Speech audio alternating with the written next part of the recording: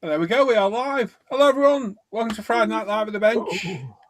We are back for another exciting evening of merriment and what other words can we add to that, boys? Merriment and joys.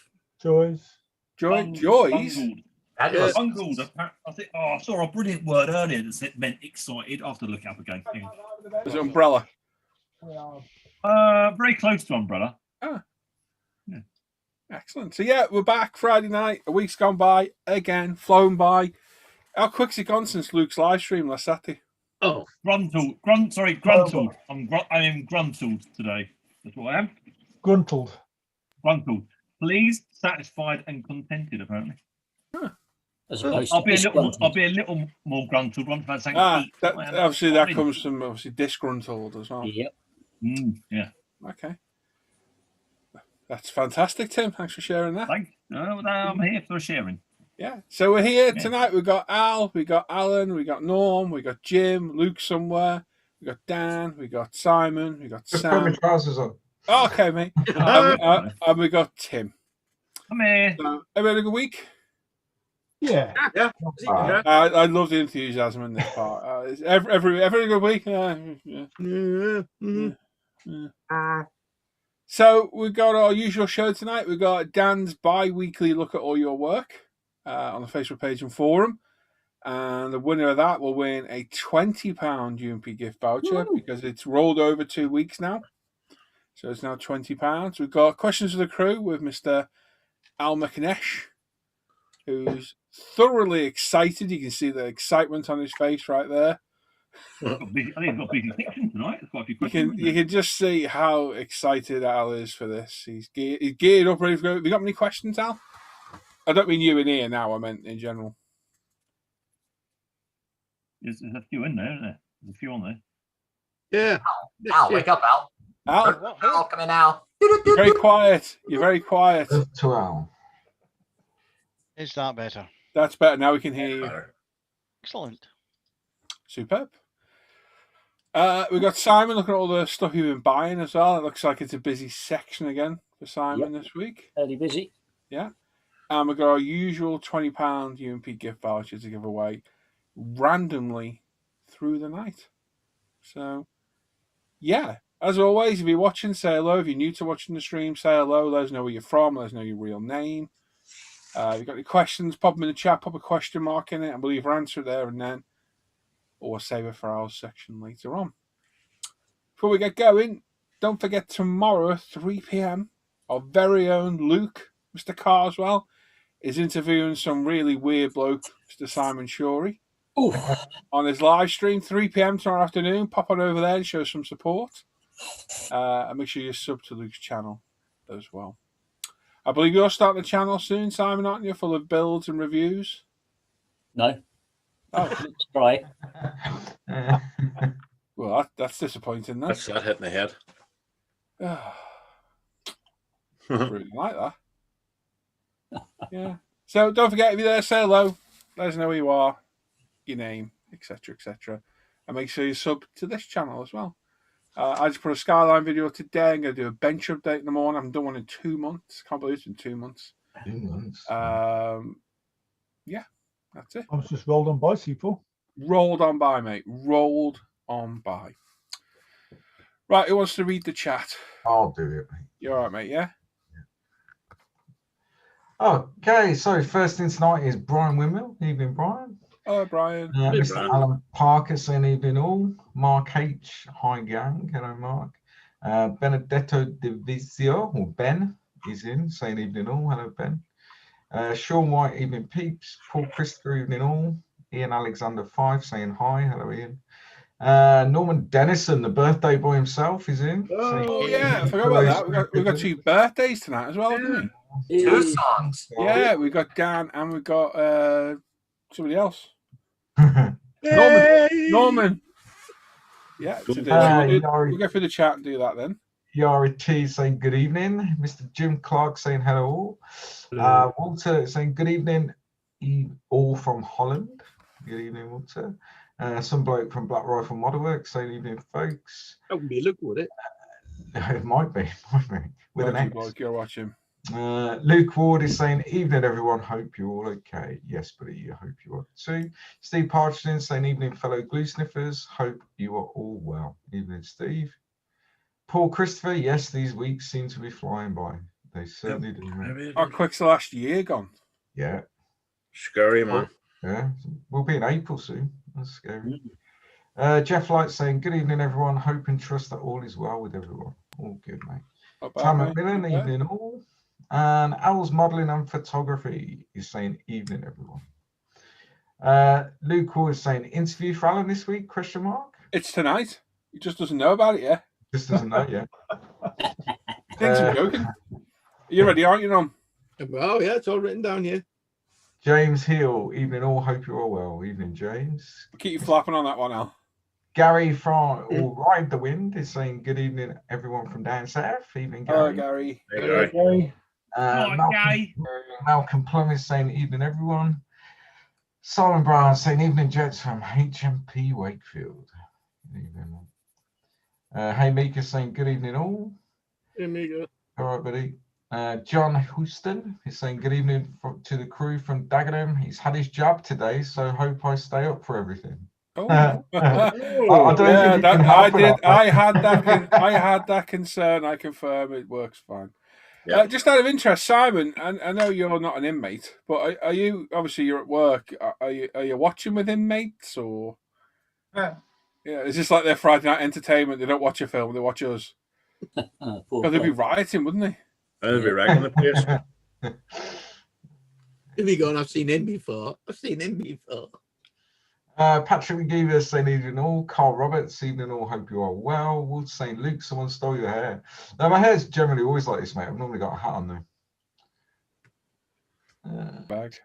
Gary Pashley saying evening all. Mr. Ian Darthwaite is in saying evening all. Evening, Ian. Hey, You got Ian. the reply to your Facebook message, and I didn't see it for a few days, but I've replied to it. Simon Brown saying, Luke, congrats on your first live show. Thank you. And Human City Junction is saying, been a while since I caught one of your live streams. I need to watch your airbrush tutorials. Indeed. Ice Queen Sue is in saying, hi everyone. Evening, Sue. Simon Shaw is there saying, evening, peeps. Dan Croak, good evening, everyone. Hope you're all well and hunky dory. Not bad, mate. Paul Shaplin's in saying, hi guys. Hello, Paul. Hello, Paul. And Cully's there saying, hello, Paul, Luke, and the crew. What I've been buying needs a whole new show of its own. Really big this week. Excellent stuff. A few there. Mike's in, Mike Mountain from Scaling Models saying, hi, everyone. Hello, Mike. Hello, Mike. Simon Reed saying, good evening, everybody. Willie Mack, evening, one and all. Mr. Hi. Andrew Tallis, hey, gang, hope you're all well tonight. Not bad. Not bad. Really? Banana Man himself, Mr. John Stone is in. Greetings, one and all. Have a good show and model on. Evening, John. Hello, John. Luke Ward saying happy birthday, Norman Dan. Indeed. Yeah. And Johnny's there saying afternoon, peoples. Afternoon, Johnny. Brian Windmill saying hello to Sue. Hello, Brian. Mike saying hello to Simon. Steve, hello, fellow modelers from Southport, and a good evening to the modeling guru Paul and his fellow fiddlers of the plastic, the crew. Good evening, Steve. It was never proved. No. Dan Craig says happy birthday to Norman. Dan Mountaineer Modelers in saying hello, everyone. Bob the Fish, sup peeps? Hello, Bob. Brian Wimmill, happy birthday, Norman. Dan Gareth Reynolds, good evening. Big hi to all from sunny Kent. Beer at the ready. Looking forward to the show. Good man. Brian saying hi, everyone. Hello, Brian. Chris Sorry, that's wrong. Chris Barral saying good evening, guys, or good afternoon, guys. Daryl Masters is there saying evening all. Oh. Dave Byron, evening all. I made a new account so you don't have to keep spelling out D3CYTH3R. Hello, Dave. You're right. Come on, Dave. It does make it a bit easier. It does make it a bit Yeah, it easier. does make it a lot easier, to be fair. I've been practicing that as well. I've just got it down pat, I think. What was it sure for? What was it for? I can't remember. What? Something. Dave, isn't it? No idea. It's sort of DC there, isn't it? But I don't get it. Yeah, not sure. Anyway, Claire's there saying, hi there. How are all the plastic people tonight? Not Hey, bad. Claire. Hope you're well. Not bad. Steve Parch saying happy birthday, Norman and Dan. David Bennett, good evening, one and all. And Mike Tynan's there saying good evening, folks. Cannot believe it's, Friday again. Oh, no. Oh, Hey, no. mate. Quick. Oh, just before we go any further, Simon, no profanity tonight, please. I don't know what you mean, Mr. Bretland. Would you like to hear the playback from Sunday? No. No. It's all right, Simon, you On can- Al's behalf, can you keep the Velcro noise down as well? You can, Right. Be cool. if you want to drop the F-bomb on my channel tomorrow, mate, you can. Yeah, you can swear, do whatever you want over there. That's fine. Yeah. Stu Putt saying hello all, hope you're well and safe. We are indeed, mate. And Yuval's there saying hi everybody, good evening. Hello Yuval. And you know what kind of evening it is? Burls is in. Hello Matt, not seen you for a while, mate. Hey guys, I'm still sat on the drive in my car, just home from work and got the alert. Happy weekend. And you, Hello, Matt. And you. Simon Reed's in saying hello fellow Scaly back at Scaly Models. Indeed. David Yo is saying good evening all. Stu saying hello to everyone in chat. And Gianluigi's in saying hi all from Dublin. AH1W Super Cobra 148th on the bench tonight. Canopy has to be painted. The same ZX Spectrum from last week to fix. He's got a video issue and ordering the Luke Meng pickup in 35th scale. Nice kit. It is a nice kit, mate. Goes together really well. Really well. Stu Potts reminding everyone for the thumbs up. Yeah, we've got 93 watching, 35 thumbs up. Could be better. Could be better. Right. Oscale Modeling saying good morning, everyone. Hello, mate. Truth. John Howell is saying good evening, everyone. And Brian Wilmore is saying hello to Sue. Johnny's also saying he's going to order the Meng pickup. He has an idea for a diorama build. Good man. Anti-Gale is in saying hello, looking for something relaxing to build to get my blood pressure down after the Lotus group build nose cone design. Yeah, I was just looking at that. Yeah, his paint all peeled off, I think. Big hell. And Steve saying his AMG Merc got a top coat of Alclad Satin on Tuesday and it's still tacky. Let me guess. It was the Alclad clear coat satin. Yeah. That will stay tacky forever. Yep. Yeah. Doesn't Sadly. ever fully Because cure. it's enamel, not lacquer. And they don't tell you on the label because Playing the labels. they like to omit Yeah, that. that will stay tacky forever, Steve, if it's a clear coat. Sorry. Keep it in a very warm space for a very long time is probably the best thing you can do with it. Yeah. Commiserations. Stu Pot saying happy birthday, Norm and Dan. Thank you, Stu. Thank you. John Howell is saying a very happy birthday, Norman and Dan. Thank you. Thank you. And Gary Ride the Wind saying, oh no, no playbacks from Sunday morning. Mind you, it was cracking. Yeah, we've got a good picture for your thing next week. Yeah. David Taylor is saying greetings from Florida. Hello, David. I'm not ignoring people, but everyone's saying hello to each other in the chat. I'm not going to read because we'll be all night. Oh, there's no dedication there, is there? None at all. No. Very rude. It's rude. They've taken the time. No, go on, carry on. Rob saying all the best to you all.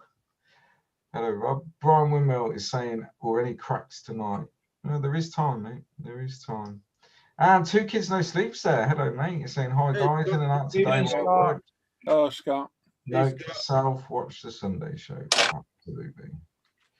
Rob said he's working on a repaint of the studio scale snow speeder. Nice. Oh, nice. Steve said, right, that's it. In the oven it goes. Gas Mark 7 for about an hour. He's saying, P.S. Can't wait for the sing song. He'll be recording it. Yeah, won't be long, mate. And we are ready today. Well done, Luke. I think it's worth recording and then playing for your child's birthday party. I think they'd appreciate it. We could release a CD, couldn't we? We could. Definitely. Folk songs by the ISM crew.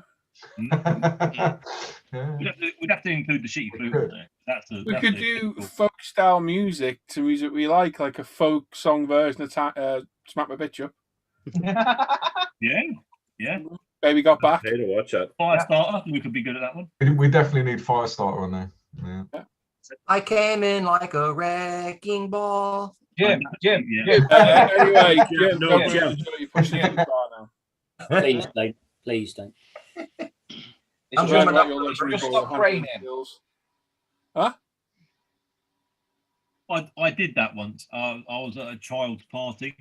And What, you came in like a wrecking ball? I I can realised believe how that. this conversation doesn't sound very good at the start, but it'll finish better, okay? So it was at a gymnastics place, and they had what looked like a big wrecking ball on a big rope, and there I was swinging on it, singing wrecking ball, and I got told to get off because it's a child's thing, not for an adult. Well, that's a phenomenal story, Tim. I told you it better than it started.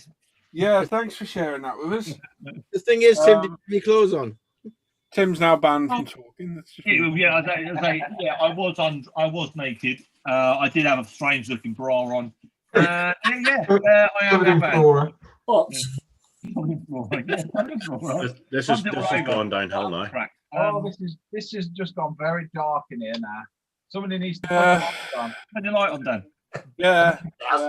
Right. Anyway, it's Norm's birthday today, and it was Dan's on Wednesday. Wednesday, yes. Yep. Wednesday. Norman's 65 today. Doesn't look a day over 70. Yeah, he's not really. So yeah, they've got their birthday gifts to open. So we haven't done it for a while, have we? When was the last time we did the birthday song? Just November. No, you did mine in January, didn't you? All right. Tim's, wasn't it? Wasn't it? Yeah, it was Tim. Dan, you got to sing. You're singing to Norman. You Norm to Tim. Dan, rather. Yeah. Yeah. Yeah. I thought we were doing it twice. Everybody sings. If I didn't say everybody singing, I will make you sing on your own. Oh, I'll make you stand in that corner. Are we ready? No, yeah, go on. Let's get it over. 1, 2, 3, go. Happy birthday to you. Happy Happy birthday. Happy Happy birthday, dear Dan and Norm. Happy birthday to you. Really bold. Yeah. Hey! Tune there, boys. I'm telling you. X-Factor's on the phone. Hold on. Yeah, definitely a Christmas album this year. There's Definitely. dogs howling out Dogs are there. crapping themselves. Right then, you're going first, apparently, Dan. Yep. Am I going first? I'll go first then. Yeah, You go first, apparently, mate. like sloppy I shall seconds. start with this box. Be honest, Lord before you Beauty. bet yourself. Look at what a fine figure of a man. Look at He is, isn't Oh, he? I got the camera on the wrong person. Sorry. He's looking rather buff. Did I put it on me, did I? Sorry. 1977 called. I want their T-shirt back. Oh! You have a job. Yeah. That's the No, Mandalorian. That's the Mandalorian, Jim. Get it right, son. Get it right. Oh, that's Okay, an epic sorry, photo of sorry. the old timer there, isn't it? You leave him alone. Yeah, Hey, you what- leave him alone, you pensioner.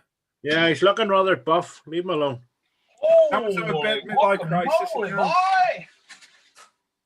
What'd you get? What'd you get? What'd you get? I have a book. Oh. I hope I can't read. it's got pictures. I'm just saying. I hope That's a it's got storybook. Braille. Real. I have a white box. Ooh. If you look, it'll tell you on the box what it is. Oh, I know That what that require is. reading. I know what that is.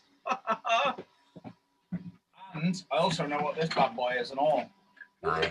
Ooh, look at Nice. Oh, look, it's a Pudgy. I love how we all act surprised that we all bought it for him. Oh, I'm surprised. To be honest, I forget most of the time. Anyway, I'm like, Yeah. oh, yeah. I remember I, that. sh- now. I shall go to box 2. Who? Two. Who? Uh-huh. Get anything good off the family?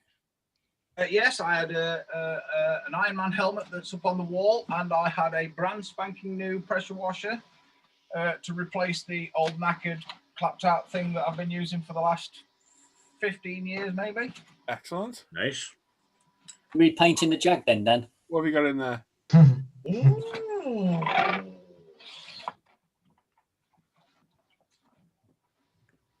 like it. Oh. I like it. Before we go on, Dan, you still got £20 left in your kitty. Oh, If you need any paints or anything, let me know and I'll get them sent to your house. nice one. Hi, Norman. Oh, Paul is well, mate. All the best. Norman. Good old Lee. Who's Kaylee? Yeah, Kaylee. Cheers, boys. That's Nice one. yeah. I'm chuffed to bits. I'll have to learn Yeah, to mate. read though. For the Happy birthday, mate. Happy belated birthday, bud. Happy birthday. Happy birthday, mate. Right. Simon, you ready for your bit now? I'm ready when you are, mate. There we go.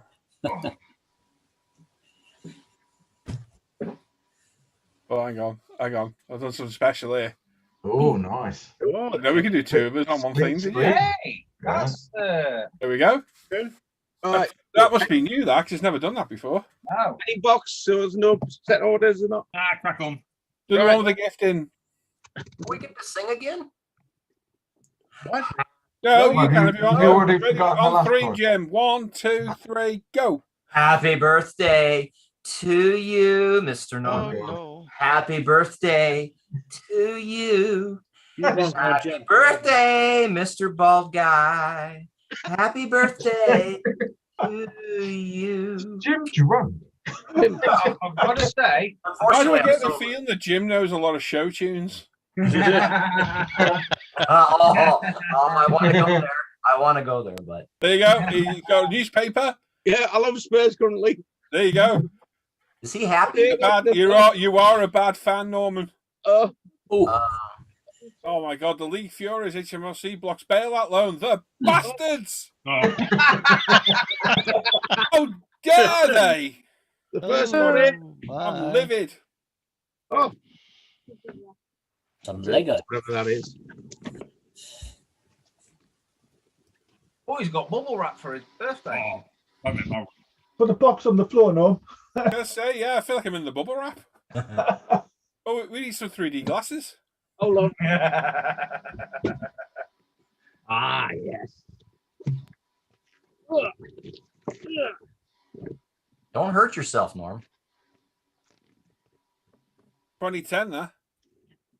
Oh, excellent, guys. I love World War One. Oh, what Oh, is nice it? one. Beautiful. Hermaphrodite, whatever you call it. Well, I tell you, oi, what have you been doing on that for you? Cheers, Oh. guys. There's Nice. I thought the hermaphrodite one would be Oh. perfect for you, Norm. Hold on, I'll just give it to my assistant. There you go, my assistant. Who's Right, your assistant? number 2. Ooh, ooh. Careful, your dress nearly showing there. I've Oh, yeah. He's edited it. Yeah. I If you can see need that his now. address, I can tell you off the top of my head. Norman Dennison, Newcastle. Yes. well done, you guys. Old Street. On Ball Street, yeah. See you next Tuesday, Bill.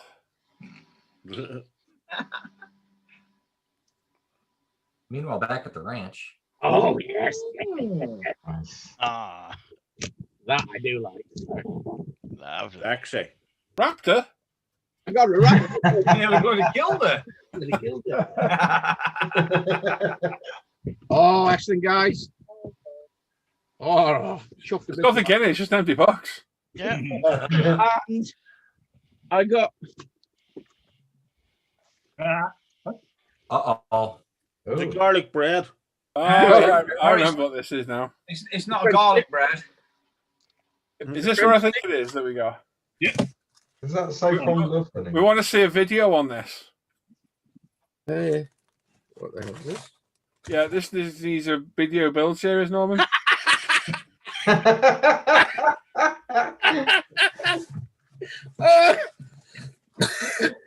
It's a paid by numbers. Yeah, it's perfect for a build series, isn't it? Oh, look, There you go. oh, that's brilliant. Who wouldn't love to see a full build series of a paint by numbers? Oh, yeah. Yeah. At least you won't eat the paint. Well, you know, at least you won't eat the paint. I even got a frame. Oh, Got a Hey. needle. Oh, it's a frame. yeah, you get the frame for it as well. That's Good quite frame. cool. I like that actually. Weirdly. And no box. You screwed. Yeah, you're Very nice. yeah, you're put it there, Knob. That's I've straight in got the pile for the. That's straight in the pile for the jumble sale. Sam, it's all right. That's the scouts. Why did somebody drop sperm on the front? Oh, I gotta say it. Oh, you beat me to it. Hell's going on there? What wondering? oh my. Yeah, I should tell you what, Sam sent you something different than I normally get, hasn't he? I've had tablets, I've never had DNA before. Yeah, just don't put the issue in the box. Bit dodgy, isn't it? Oh, it's an Australian Abrams. Struth. It's Abrams. Or is it Abrams? God, Abrahams. Cheers, bud. That's beautiful. Nice. Very nice. Hey, bud. Very nice. Thank you very much, guys. Really appreciate it. Yeah, Happy thank you. birthday, old baldy old kid. Remember, we're live, Sam. That's all right. And No, I've got don't forget- another Don't forget to save the boxers. Enjoy, Norman. from the family. Enjoy. Yeah, Thank you very much. Oh, paint by numbers. Oh. Can't wait to see that. 786 part video build. I want a 430 part video build of that. Oh, well. Part 39, you've opened the paint. At least one video build from every color. Filling in all the number ones, then the number twos. Yeah. Hey, Cheers, guys. Thank you very much. No worries, mate. Enjoy. Excellent stuff. So there you go. There we go. I need t-shirts that made up because I keep saying it all the time. And now somebody said to say it. I noticed myself purposely saying it now. So there we go. There you go. There we Thank go. you, everybody in chat for the birthday wishes. Yep, thank you also. Yeah. Next birthday is Tony.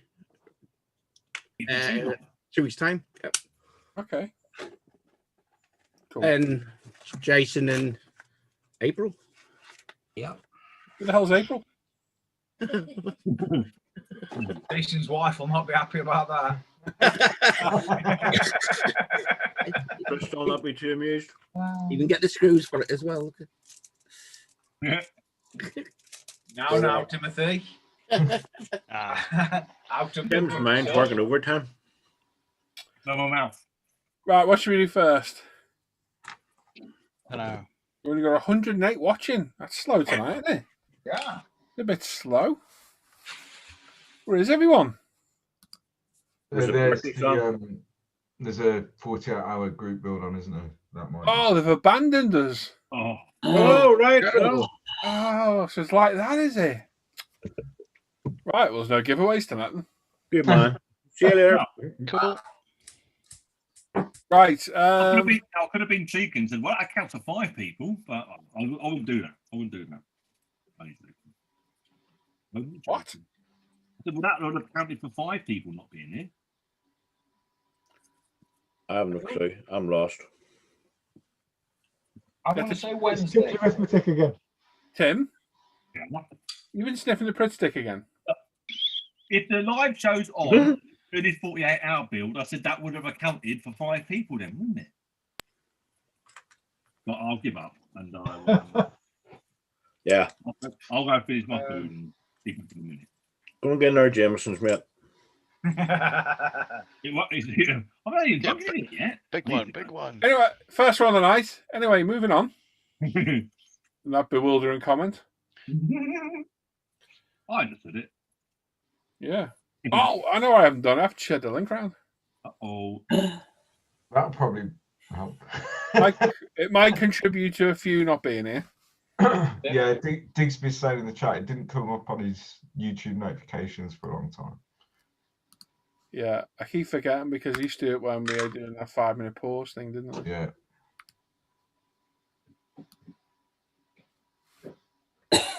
Right, who should we do next? Simon, go on, we'll do your bit. Actually, we'll do Alan's interview. Hey, What? no, sorry, I was just having a coughing fit. Anxiety, then. Quick, call 111 or whatever it is over there. Get Luke on the case. You're having a coughing fit. That's all right. I had Still some. breathing. Difficulty Yeah. breathing? We'll scramble the helicopter. Right, we ready? decals. Always. Born ready. All ready to go. Okie dokie. Born to burn. First up this Hang on, I'm week. not ready. Sorry. Sorry. Sorry, couldn't not resist it. Sorry. Go on, Si. You ready now? Yeah. Okay, first up this Crack week. on, I won't interrupt you. You sure? Yeah, go on. First up this week, I got some detailing bits and pieces. So some fire extinguishers, some flocking, a distributor, and some epoxy glue. Thank you very much. Always first. Also got some decals for one of my spare Calsonic Nissan Skylines and some mesh covers for my trumpets on my M8A. And last but not least, I got some decals for my Jaguar XJS TWR. Thanks, Gary. Next up, we have Mr. Timothy Ivett, who got himself the Revel 148th Tonka. Very nice indeedy. He got a Edward GR1 instruments for the Tonka and a very cool and good price auction win, an Italieri 172nd Gigant. Very nice. And an interesting looking bomber, the F117 in 148 from Tamiya, and that looks really nice actually. I can kit that one. That looks good. Mean looking plane. Yeah, And then he's also got himself an impact wrench. Very nice. Is that a Makita? Milwaukee. Milwaukee, as they say in the Algonquin. Milwaukee are. An impact wrench. It is, isn't it? Yeah, okay. I'll have to get our week shopping then. Hang on. Tesco's online order. Yeah, here's the milk. Yes, Some one box of for the it's granular. £12 meal. And you don't want to watch it live? Oh, no. I'm just move on. Oh, I've got an egg.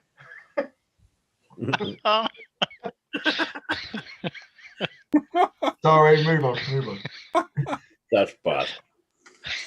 Next up, I've forgotten where I got to now. He got himself a book about the Gulf War as well, and some great tornado decals. Very nice, mate. Cool. Next up, we have Claire Smith, who got herself the Hasegawa 124th Lamborghini Miura P400 SV with the PE detail. Very nice. That's a nice Finally one. arrived from Spot Model. Very nice. Some Tamiya LPs, finish polishing compound, mark fit super strong and 3mm masking tape. Very nice. A Tamiya 2021 catalogue. Cool. Nice. The Eagles landed Revel Reeboks of Dragon 148th kit. Very nice lunar module. A Tamiya 124th Porsche 911 Turbo 88. Very nice. It's a nice kit, that. Next up, we have Steve Partridge, who got some more goodies from UMP this week. First up, a couple of Fujimi 120th F1 car kits and some trigger upgrades for his Apex.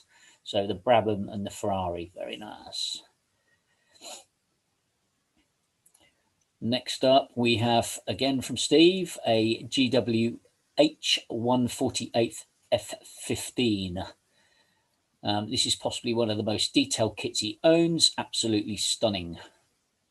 Very good. Two more lovely kits have also arrived from UMP, a Fujimi 120th Williams F1 car and a 148th GWH SU35S. Very pleased with these. You think he might be coming addicted to UMP. Haha. Good for you, mate. Next up, we have Sean White, who got a vintage Tamiya 120th Ferrari 312 T3. You got that super cheap as it's missing its instruction booklet. You got a quick trip to scale, mate, and instructions now printed off. Nice one. Sean also got himself a 124th Fujimi narrow body Mark III Toyota Supra. The Airfix Bentley blower in 1/12. That's nice. Next up, we have Mr. Paul Christopher, who got 2 more to add to the stash: the Revell Cobra and the Roadster in 1/25. Very nice. Corvette Roadster. He also next up we have Brandon Drescher, who got a Tamiya 1/24 McLaren Senna. Nice looking kit. He also got the Plamos Viper PE and Mustang decals. Some detail parts and goodies. A resin reefer, batteries and superchargers with intake. Very nice. And finally, some resin engines and seats for some upcoming builds he's planning. Next up, we have Kevin Marshall, who got another Speedy UMP order, a replacement head O-ring for his Apex. First time it's ever needed any part replacement. Some Kamizukuri German seat belts, glue, LP55, and a set of pigments to try out. Very nice. You'll love them. Very nice indeed. Next up, Dave Allen. First up, a couple of birthday gifts from the family Revels. 1/24 Foose pickup and Aoshima Gredi Toyota 86. Very nice. He also got himself, treated himself to a gloss black primer and Tamiya's Mercedes AMG GT3 courtesy of UMP. That's a beautiful kit, that one. And he also picked up the Aoshima 1/24 Vale Side Nissan Skyline GTR. Nice one. He got himself some flocking material. And last one this week, the Aoshima FD3S RX7 in 1/24. Next up, we have Mr. Jim Clark, who got himself some Jordan 191 stickers and paint. Nice one, Jim. And Kevin Hoyle is next. He's always been a Damon Hill fan, so he picked up the Fujimi 1/20th Williams FW16. Also based on Paul's videos, had to get the AK Extreme metal flat aluminium for some upcoming projects and the Tamiya anti-static brush and an AK palette to round things out. Very nice. He also got a last minute delivery from Gravity Spain, some primer, paint for the upcoming Senna McLaren kit, some Alcantara interior paint and more 2K. Cool. Next up, we have Mr. Daryl Masters, who got another kit for the stash, the Hobby Boss Jackal 1 high mobility weapon platform. And I'm guessing, well, I can't see that's in 1/35. It is 35th. Thank you. Next up, we have Gary Ride the Wind, who picked up a small stash and aftermarket tools paint this week from a mate who has stopped modelling. First up, a couple of BMW 3.5 CSLs. Very nice. He's also got the Fair Lady Z, a couple of kits of that, and another Beamer in there as well. He's got a Mini from Tamiya in 1/24 with some decals. He's built the General Lee with the resin transkit last year, so he might move this one on, which is the 68 Dodge Charger RT from Revel in 1/24. Well, no, 1/25, that one. He's also got some wheels and other bits and pieces in there as well. Very nice. A whole bunch of tools and some flocking. And he's saying, listening to Rancher Dan in a hangout, he decided to kit bash and build a truck that pulls things. They are loud and big and awesome. So he's got himself the EMT Firestone 178 Ford 4x4 pickup. Very nice. And last but not least from Gary, he got this for pennies on eBay, the AMT Bel-Air Sport Coupe. Cool. I like that. I like that one. Next up, we have Mr. Alan Parker, who's been after one of these for a while. Big thanks to Gary Ride the Wind, which is the Tamiya Mini in 1/24. Grrr. Also, not much a buy but a swap, thanks Mr. B, which is the McLaren MP412C from Fujimi. Very nice indeed. And he got himself a set of funnels to minimise spillage. Cool. There. Say no more. Never thought of using that, to be honest. Yeah. That would stop me having to take a toilet break. And last but not least, he got himself a nice new A1 bench mat. Very nice out. Nice. Next up, we have Matt Richardson. He's decided to join the party. He's got himself one of the Revel Foose Ford pickup FD100s. Nice. Daniel Blair got himself some goodies. He got a Revel 69 Shelby GT500 convertible, the 65 Ford Mustang 2+2 fastback, and the Italieri 1970s Mercedes-Benz 450 SLC Rally Bandama. Very nice. Have fun with that Italieri kit, mate. Next up, we have James Hill, who's starting to collect a few bits of a future diorama. He managed to get a couple of old Verlinden bits to go with the SAS Jeep by Tamiya in 135th. Very nice. Nice. Next up, we have Dan Croak, who's got some more car purchases this week. Another Revel kit, the BMW i8 in 124th. A Hasegawa 124th Lancia Stratus. Hazy 124th Lancia 37. Some super fine elastic rigging thread, 0.01 millimeters.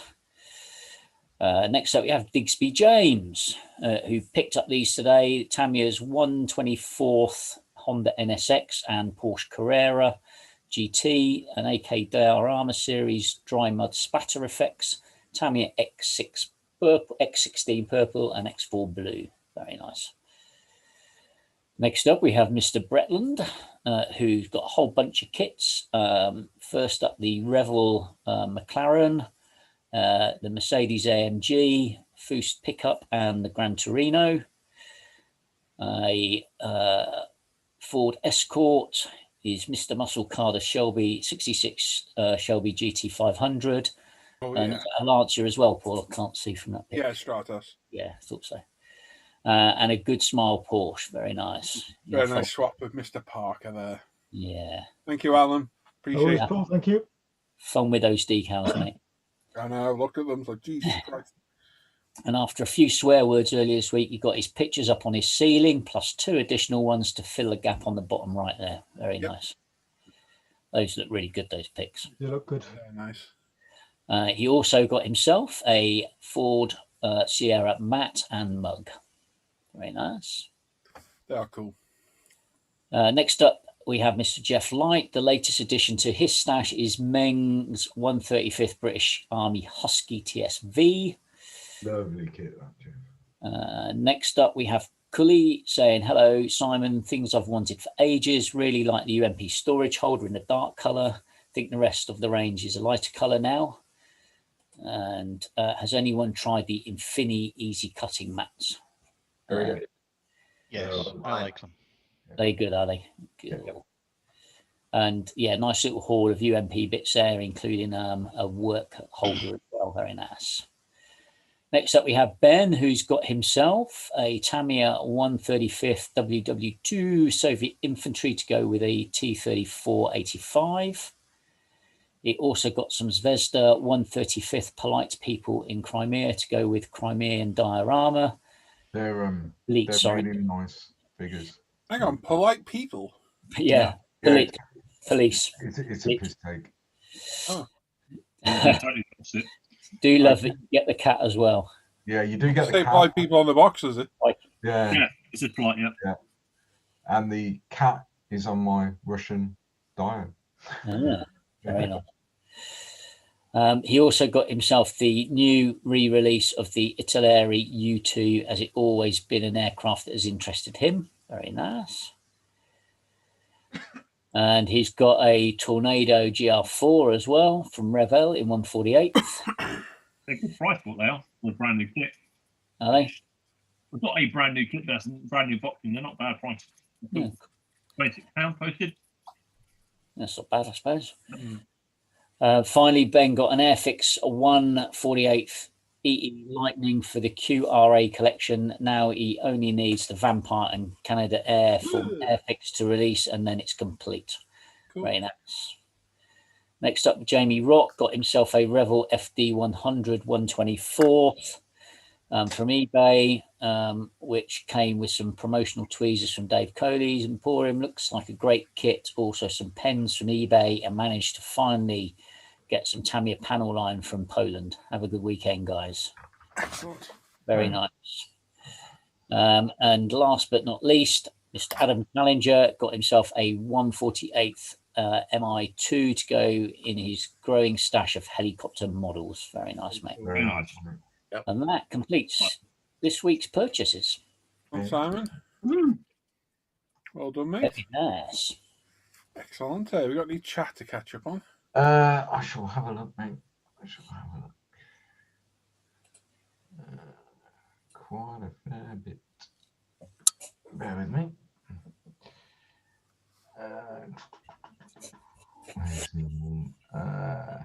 Martin Robcat is in, saying good evening all, hope all well. Hello Martin. Stuart Scale Models, evening all being well, hope to be back at work in the next couple of weeks. Excellent stuff. Naked Modeler is in, saying evening everyone. Hello mate. Hey Tom. And Stu Pot saying we should do sea shanties by the Plastic Crew. It's an option, mate. It's an option. Don't be a no. Everyone wishing Norm and Dan a happy birthday. Thank you very much, chaps. Thank you. And David Wright saying, good evening, slaves. I will be trying to make some good progress on my Revel Mustang tonight. Okay. When you start the painting, Norm. Would you believe that's actually real canvas? Yes. Yeah. Hey, nothing You're on but fire, Norm.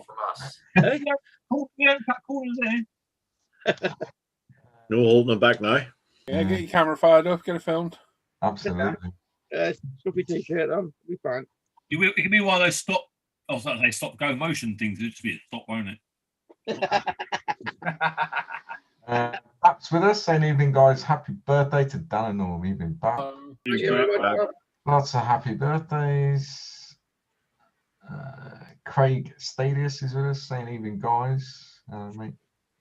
Archie's in Comrade Junction. Hey all. Hello, mate. Tribute 43 is with us. Hi all. Jamie Beats saying good evening. Hope all are well. Should be back in the hangout Saturday. Good. Good stuff, mate. And Hughes with us. Good evening, inmates. Nice night for it. Always is, mate.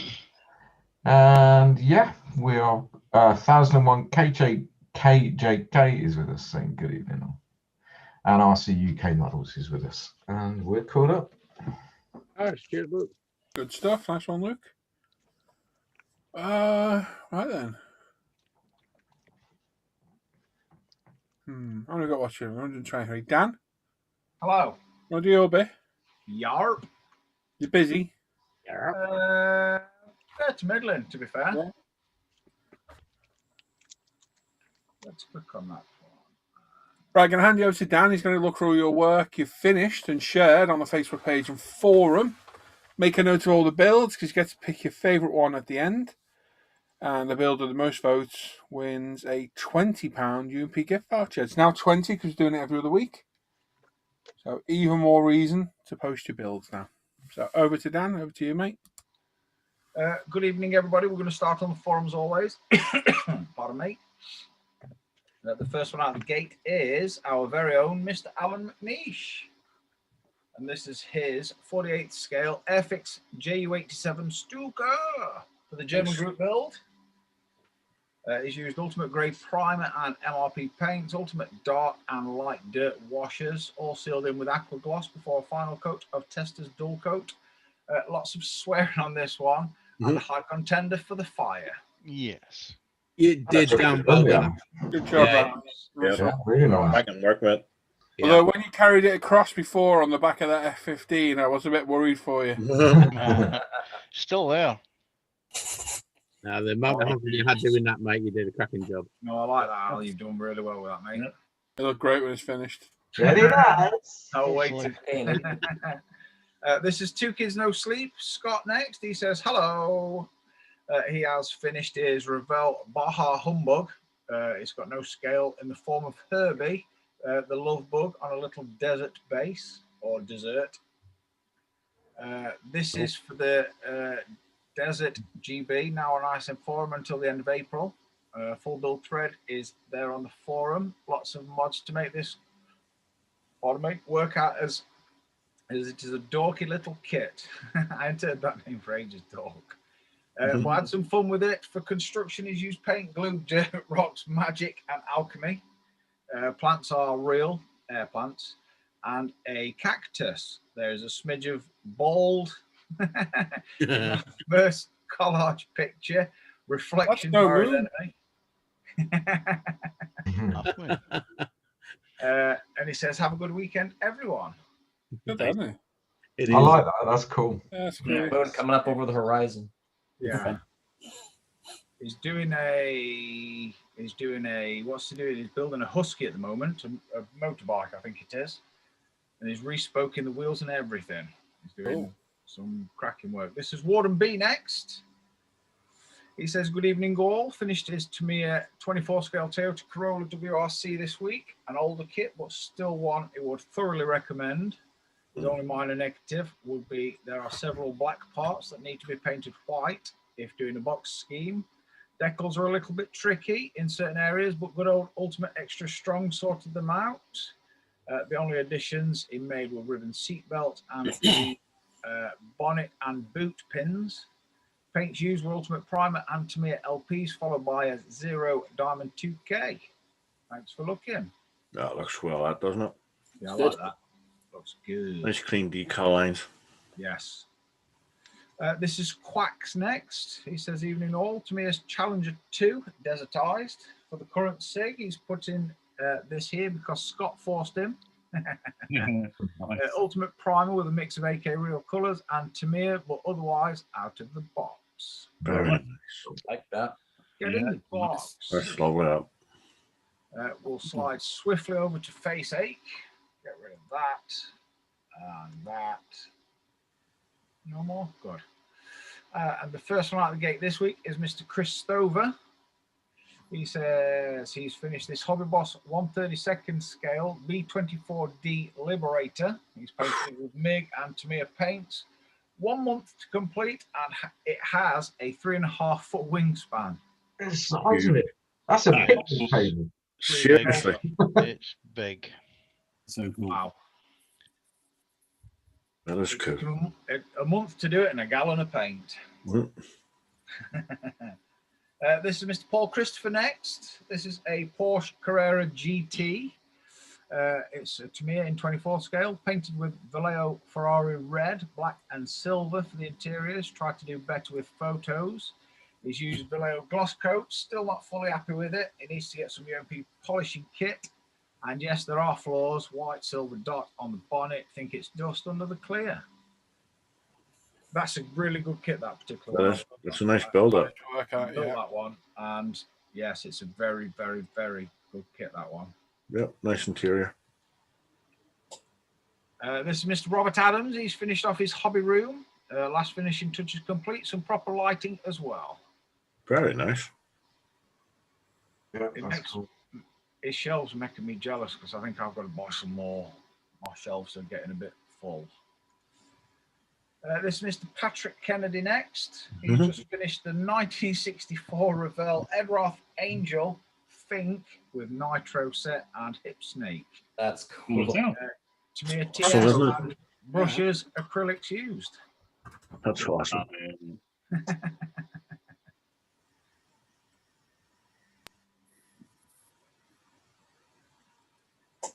This is Mr. Richie Lamb next. He says, "Good evening, guys. Calling is on the CBR 1100 Blackbird in 1/12 scale by Tamiya finished. His first real attempt at a bike build. Red parts were primed in UMP grey and a few dust coats of yellow were applied to try and make the red pop. Red was Tamiya X7. The blue parts were primed in UMP black and painted in Tamiya XF8 flat blue, then clear coated in aqua gloss. He's built it for a friend of his who he served with in the army. The colours are Royal Regiment of Artillery. Have a good one, guys. Sorry, Dan, if his description was too long. Nope, perfectly fine, mate. Very nice. Monster of a bike in real life. Beautiful. another motorbike. This is Mr. Kevin Hoyle next. Oh, wow. And he says he's finally finished his 1/12 scale Tamiya Honda Fireblade. And what a challenge it was having some really bad fit issues while putting on the cowling and front dash cover, which almost made me pack it in, but glad he persevered. He just realised he didn't add a lot of the decals, but almost prefer the sleek black look. The Tamiya's detail up kit really makes this thing pop. Primed in UMP grey primer, used Tamiya lacquers and acrylics, and gave it a final polish with UMP spray polish. Excellent. That's awesome. That's It good. reminds me of what we call Night Hawk. Mm. Can anybody remember that? Talk. I remember that. Street Talk, that right? Street Talk. Yeah. Nighthawk was a helicopter. I was going to say, I'm sure there were a program called Night Talk. Mm. And I was talking, we're digressing. This is Walter Schmidt next. He's finished his Tamiya's Old Panzer 4. Yeah, 4. House D. Occupation of the Netherlands, May 1940. He's finished in Tamiya TS Spray, Gunship Grey, and AK A and K Matte Clear Rattle Can. Dragon decals and very light weathering done with Tamiya panel line and MIG enamel wash. That's a nice little tank up. Yeah. Oh, Mr. Carswell. Oh. This is our very own Mr. Carswell. So he's finished this 35th scale long range desert group diorama, for which he did a full build series on his channel, Black Rifle Model Works with an X. Many products used, too many to list. Happy with how it turned out. Stay safe and happy modeling. Nice one. That's awesome, Luke. Real nice, mate. That's pretty cool. I Thank like you. that a lot. I like it. This is Mr. Dave Allen next. And this is his Revell 24 scale Porsche 934 RSR Martini. He's built it with the help of various UMP Zero and Tamiya primer and paints, UMP sanders, decal solutions, and polishing compounds. He's really enjoyed this build and he's implemented some new techniques on this build with the help of a certain YouTube star. Norman. Only too happy to help you. You're more than welcome. I like what he's got going on there. That's a nice build, that, isn't it? Yeah, it's nice and clean. This is Mr. Dave Hill next. He says, hello all. He's just finished this 48th scale monogram Pro Modeler DO 217E-5. It was painted with UMP grey primer and Bel-Air Model Air paints. He's used AK panel liner, MIG ammo filters and oil brushes, and Bel-Air pigments for weathering. Check out the Henschel HS-293 guided bomb on the starboard wing used to attack Allied ships. Thanks for the photo tips, Paul. Enjoy the upcoming weekend. Oh, that's nice. Very nice. That was the model, and then he make me give up modeling that one. Mm. I was going to say I've seen some real bad Twisted build. airframes. It's just doesn't. It like nothing fits. The fuselage doesn't fit the wings. The wings don't fit the engines. And you see people and they're chucking loads of filler at it. And I can't believe that a company that can do really good kits does produce that. And it's really bad. It's a shame. It's nice to see that built, though. It really is. Yeah, it's good. Very cool. I like that. I like the guided bottom as well. It's very nice. I like this one as well. This is Mr. Malcolm Hall. Oh, brilliant. Says, never surrender. Life Miniatures 1/9 scale Winston Churchill. First time using oils, so not his best work, but really proud of it. Thank you. Nice. I'd be really proud proud of of it. that. I'd be damn proud of it. I'd be damn proud of that. Yeah, that's cool. Yeah, that's yeah, I like that a lot. Yeah, I'd be proud of that. Definitely. Yeah, this is Ben next. See what I did there. This is his Tamiya 35th scale Chieftain Mark V. He's painted it with Tamiya TS and XF paints. He's finished it with a Tamiya flat clear and tracks lightly weathered with ammo MIG track wash. He's very happy with the result for his only second armored vehicle. Very nice. Yeah. Really well with that. Mm. This is Mr. James Skiffins. He says, Well, finally done is Revell Flower Class Corvette in 1/144th. The model is painted in the colours of HMS Burdock. I wonder if they're HMS Dandelion. Hey. There is, Good there is a uptick. dash. It says it's been a while, but best wishes to all. That's Nice nice. work, Yeah, dude. Dandelion. That C looks good. Yes, C's quite hard to do. I Yeah. see the T. Yeah, we're not going to go down that road, Timothy. What the C? The line is the C sees me. That's what happens when you see the C, isn't it? And well, I don't know what Trish, you did. it's I don't know what you did. Trish, it's time for Tim's medication. I don't know what you did as a child, Dan. I tell you, I don't know what you did. This is Mr. James Hill. He says, okay, I'm calling this one done. He has to give Luke a massive thank you for his video advice for weathering. This is his first attempt at weathering armour and his second finished kit since diving into the hobby. Be gentle. It's a 35th scale Tamiya Panzer Kampfwagen Aufs FG. Yep. He's done well with that. Cracking job there. Yeah. First kit he's ever weathered. Yeah. Serious? And he's done well with it as well. And that's suitably weathered. Well done. Yeah. I'll send you his Falcon. You can weather for me. Mm. That's really cool. Yeah, he's done well with that. Good. Oh, Mr. Jim Clark. I'm not him again. This is our very own Mr. Jim Clark. He's still peddling that kit around. Oh. Yeah, he's I haven't finished it yet. Look. Well, exactly. Put it together. He's out doing the carbon. He says, hello, Senor Dan. Well, finally, after 4.5 months, the insanity ends. It's a 1/12 scale model factory hero McLaren MP4/4 with Ayrton Senna at the wheel. Really? Thanks to all in the Hangouts for the assistance and talking me off the cliff edge more than a few times. Hope everyone has a great weekend. Now, where's the bourbon? Biscuits. Stunning, Jim. Yeah, it's cracking. like that, It Jim. really is. Thanks, Yeah. guys. Yeah, well done. Well done for getting past the moaning and the whining, There was a lot of that. cleaning, I think and all of that. Guilty. I think you need to build another one, though. Like, Yeah. hang on, Gary's got a thing in the chat.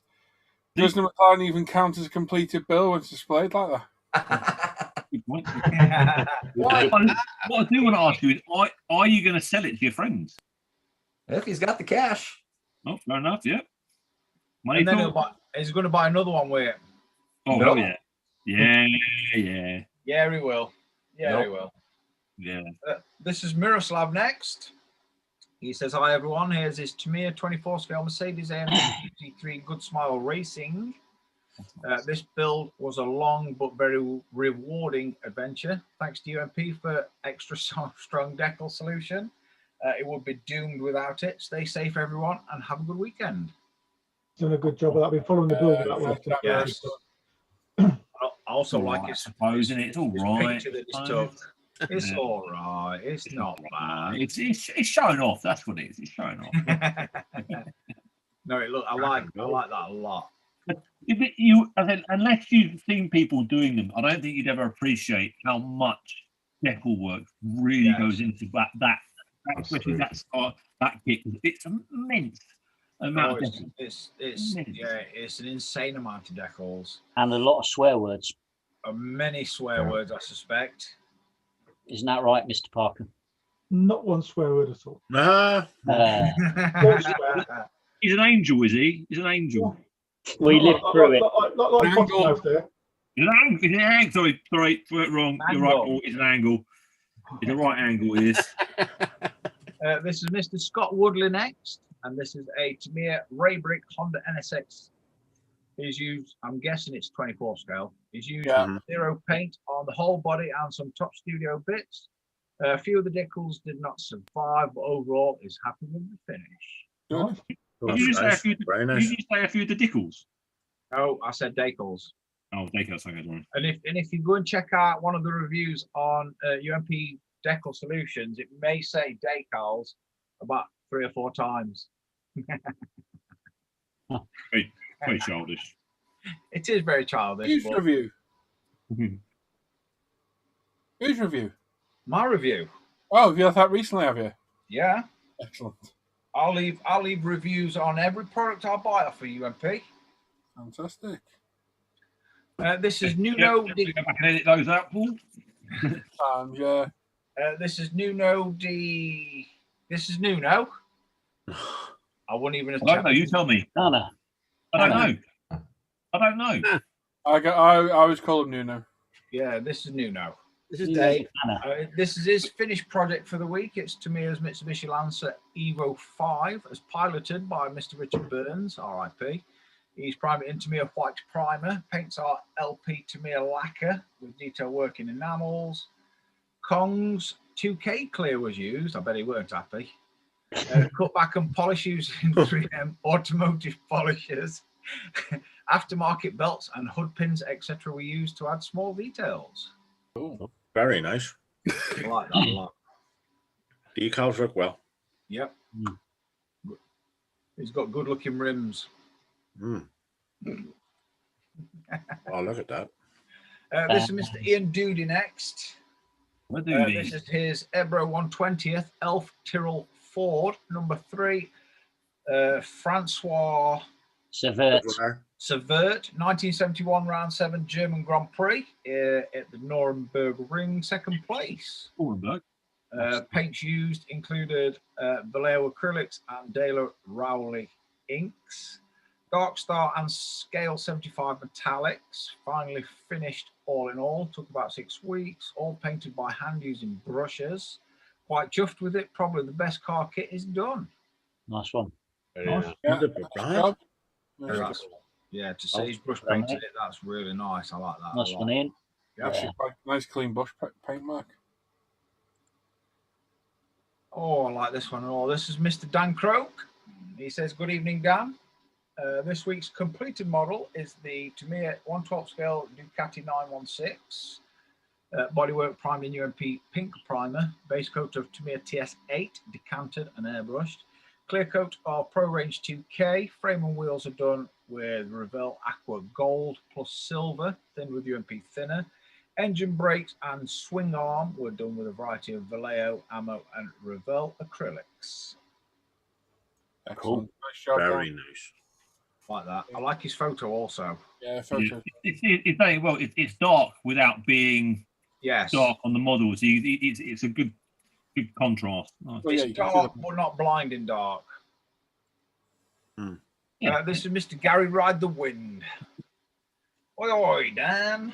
Hello. He wasn't going to post this, but Claire convinced him, calling it finished. It's not, but he's had enough of it. It's a Magnifier 1/12 GT40. It could write a long paragraph on all the bad bits, but it will sum it up in 3 words. It's not Tamiya. It started well with a half-decent paint job, then it went downhill. So much so that he's not going to post it on the GB, as it's bloody awful, to be honest. Glad it's off the bench. Thinks it maybe he should stick to bikes. Looks okay if I put it in the garden and look at it from the house. Never mind, on to the next build. Well, considering he was going to stick a shotgun up its tailpipe last week, I think it looks pretty good, to be honest. No, that looks perfectly fine for me. Definitely. Yeah. Definitely. I'm proud of that. I think it looks great. No, I think it looks perfectly acceptable, and post it in the group build. And I think it's good to see the picture with everything closed as well, just to prove that it does all shut, to be honest, because I know how much of a pain that kit is going to be. Yeah. I think he's done all right with it. Mate, he's done brilliant there. That's a good one. This is Mr. Daniel Blair, or Studley Moore to his friends. He says he's finally finished the Revell 24 scale VW T1 camper bus. He's based in Primer Grey, then two-toned with Model Master Tropical Turquoise and Tamiya TS26 Pure White. He's added some surf theme decals to give it a more West Coast hippie surfer dude look. He's used aftermarket Pegasus rims to dress it up as well. Have a wonderful Friday all. That's awesome, Dan. That's one, mate. Cool. He's definitely coming on a bundle with his modelling. Definitely. And the final one of the evening is Mr. Richard Goodman. That's cool. He says he's just finished rebuilding the Halcyon, or however you pronounce it, 1/9 scale Alien. This was a rescued glue bomb. He's extended the base and added an extra egg. Paints by Tamiya and Vallejo. To get the skull look, he used bright steel, then several thin coats of the Tamiya smoke to get the depth. That's cool. Real nice. Reminds me of someone. Yeah. I modelled well for that one. Put your teeth in. There's some cracking builds in No, I there. lost them. There's some hard choices tonight. Oh, Oh yeah. Again, You've now got the time it takes Dan to quickly recap them to vote in the chat. So when you see Alan, post start your votes now. Pick your favourite build of the evening. Try and remember who built it on the subject if possible. And like I say, by the time Dan gets through, we'll close it, tally up the winners, and we'll let you know who's won that £20 UP gift voucher. When you're ready, Dan and Alan? I'm ready. Dan? I'm ready. We have Mr. One Mac with his 48 scale Airfix Ju87 Stuka. We have Scott, 2 Kids No Sleep, with his Revell Baja Humbug. No, I'm guessing it's going to be like a Warhammer 56-ish scale, maybe close to, or maybe not. We have Warden B with his Tamiya 24 scale Toyota Corolla WRC. We have Quacks with his Tamiya Challenger 2. I'm guessing in 35th scale. It is 35th. We'll slide swiftly back over to Faceache and with Mr. Christopher with his Hobby Boss 32nd scale B24D Liberator. We have Mr. Paul Christopher with his Porsche Carrera GT from Tamiya in 24th scale. We have Mr. Robert Adams with his Cave, or Hobby Room, more of a cave. Mr. Patrick Kennedy with his 64 Revell Edroth Angel Fink with Nitro set and hip snake. Mr. Richie Lamb with his Honda CBR 1100 Blackbird in 1/12 scale by Tamiya. Mr. Kevin Hoyle with his 1/12 scale Tamiya Honda Fireblade. We have Mr. Walt Schmidt with his Tamiya Panzer IV Aus D. I'm guessing again in 35th. We have Mr. Luke Carswell with his 35th scale long range desert group diorama. We have Mr. Dave Allen with his Revell 24th scale Porsche 934 RSR. Mr. Dave Hill with his 48th scale monogram Pro Modeler DO 217E-5. Mr. Malcolm Hall with his Life Miniatures 1/9 scale of Winston Churchill. We have Ben with his Tamiya 35th scale Chieftain Mark V. We have Mr. James Skiffin with his Revell Flower Class Corvette in 1/144th scale. We have Mr. James Heel with his 1/35th scale Tamiya Panzerkampfwagen. We have Mr. Jim Clark with his 1/12 scale Model Factory Hero McLaren MP4/4. We have Miroslav with his Tamiya 24 scale Mercedes AMG GT3. Mr. Scott Woodley with his Tamiya Raybrig Honda NSX in 24 scale, I'm guessing. We have Nuno with his Tamiya Mitsubishi Lancer Evo 5, I'm guessing again in 24 scale. Mr. Ian Doody with his Ebro 1/20th Elf Tyrrell Ford. I do like that actually. Mr. Dan Croak with his Tamiya 1/12 scale Ducati 916. Mr. Gary Ride the Wind with his Magnifier 1/12 scale GT40. Studley Moore, Mr. Daniel Blair with his Revell 1/24th scale VW T1 camper. And the final one is Mr. Richard Goodman with his Halcyon 1/9 scale Alien. Well done, Dan. Nice one. I'm laughing at Studley Moore's comment on Sam. Yeah. They'll probably give us the proper answer in there rather than mucking about, but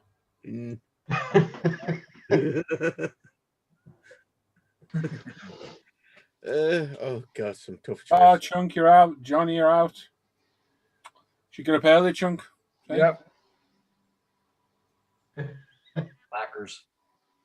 WJ Weaver's there, so new to the channel. Great content. Keep up the great work, guys. Thank you. Welcome. Cheers, buddy. Welcome aboard. Welcome. Welcome. Make sure you sub to the channel. Yep.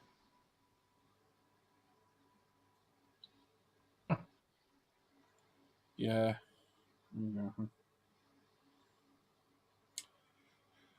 Right, so just wait for Alan to tally it up, and then we'll give our votes. I haven't got a clue what to vote for. I'm struggling. five. I've narrowed it down to 2. I've got 5. I'm going to wait till Alan comes round to me before I just commit to my answer. Right. There's a fair few votes there tonight as well. Oh yeah. Right then, first up, Jim, yours, please. I'm gonna go with Malcolm Hall's Winston bust. Winston busts. Okay, Dan. Same for me again. Malcolm's Winston Churchill bust. Thank you. Okay, Simon. Come back to me. I'm still. It doesn't work like that. No. You got to give your answer straight away. I'll give your answer. It doesn't work like that. Press machine up. I've got 5 on there. Well, You you need got, to pick one. you got less choice than the rest of us then. Yeah, but that was after the initial. Oh, really? Okay, Tim. You're muted, Tim. Yeah, oh, Alan. God's sake. All right, that's the plan. I was going to talk for about half an hour, and then you say, "Oh, you can't eat." I'm on torn between Dave's and Jim's here. Dave who? Dave Hill and his Pro Modeler monogram plane. I'm going to give it to Jim because he did do a decent job of it. Eventually. Okay, Mr. McNish. I'm going to go for Quax's Charlie. Who? The Charlie 2, yeah? Charlie Yeah. 2. Norm. Such a tough. Because of the work and the hassle he had with it, I'll go with Jim Clark's McLaren. You got to do it for gritted teeth, haven't you, Norm? It's so difficult when you people you wait every day. You don't want to be favoritisms or. Yeah, exactly. I'm good work. to be honest. So. There's some damn good work. It's just so difficult. We don't want people thinking we like him. That's what we do. Yeah, we know. On to Luke. Yeah. I think you've already picked it, haven't you? Well, yeah, I have. Yeah. So my vote's going to go to Jim's McLaren. As much as it pains me to do that. Oh, thanks, Luke. But I would like to say well done, James, for his tank, because that's the first time he's weathered anything. He did it quite well. Excellent work, man. Oh, yes. I mean, they're all magnificent builds, aren't they, in their own right? So difficult, mate. So difficult. Yeah, so. Paul? I gotta go with Dan Croak's Ducati. Yeah, that was really nice as well. Johnny, you're out on my screen, mate. Yeah, you're out, Johnny. Sorry, mate. That's it, mate. Sam? The old fart from America, I suppose, for the McLaren. Okay. Love you too, Back Sammy. to Simon. That's me being nice. You disqualified for not picking this thing earlier. Oh, okay, then. That makes my life easier. Thank you. I'm making pick twice. So you're not getting off that easy. Come on. £20 penalty along with it. Yeah. I mean, I have got 5 on my short list. Jim, I'm sorry, I'm going to have to go with Churchill's bust, though. I agree. Or Sam smoking a cigar, I should say. Yeah, I noticed it. Hey, it is strange you like him, isn't it? No. where you live? So that leaves Put just round me. any And time, again, Sam. yeah, that leaves just me, and I'm going to pick Jim because I know the hassles he went through, Yep, and exactly. the blood and the sweat and the tears. Yeah, it's a tough one. Again. Moaning, Who the hell, Val? complaining, That done, so- Ryan, yapping. Whinging. The whinging. If it depends, yeah, I might have voted for it. But But to be honest, our votes haven't really made any difference at all, to be fair, tonight. It's pretty unanimous, the winner. But I'm just going to see if we've got a second and a third. Well, we've got a joint second and third, and that's Al Stuka and Malcolm Hall's Winston Churchill Busk. Well done. Well done, Al. Both tying up there. But Nice the clear one. winner is Jim's McLaren MP4. So well done, Jim. Well Ah, Well done, Nice Jim. one, Jim. Congratulations. thank you, Well done, mate. everybody. Well done, mate. And donate it. Ah, you're a star. Oh, now you're a star now. Now I like Well you. done, Now I Jim. wish I'd voted for you. Mhm. Some cracking builds there. There is some I lovely mean, stuff. yeah. There. There's some very good stuff. So There's- we'll be back in another 2 weeks with this one. Every 2 weeks now. So Dan will put the post up sometime through the week and it'll run through till then. Next week we'll have Tim's section.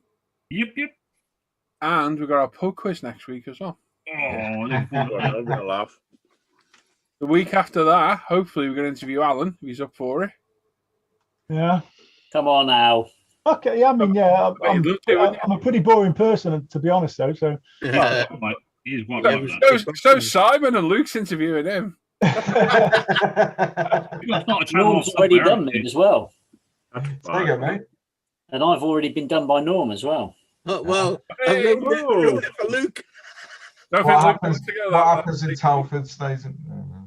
I've never been. That was the Hypno, you were there. That's the reason why we're there.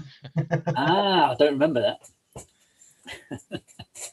Yeah, so as long as Alan's up for that, we'll do it. Yeah. We can sort it out, sure. Good man. Excellent.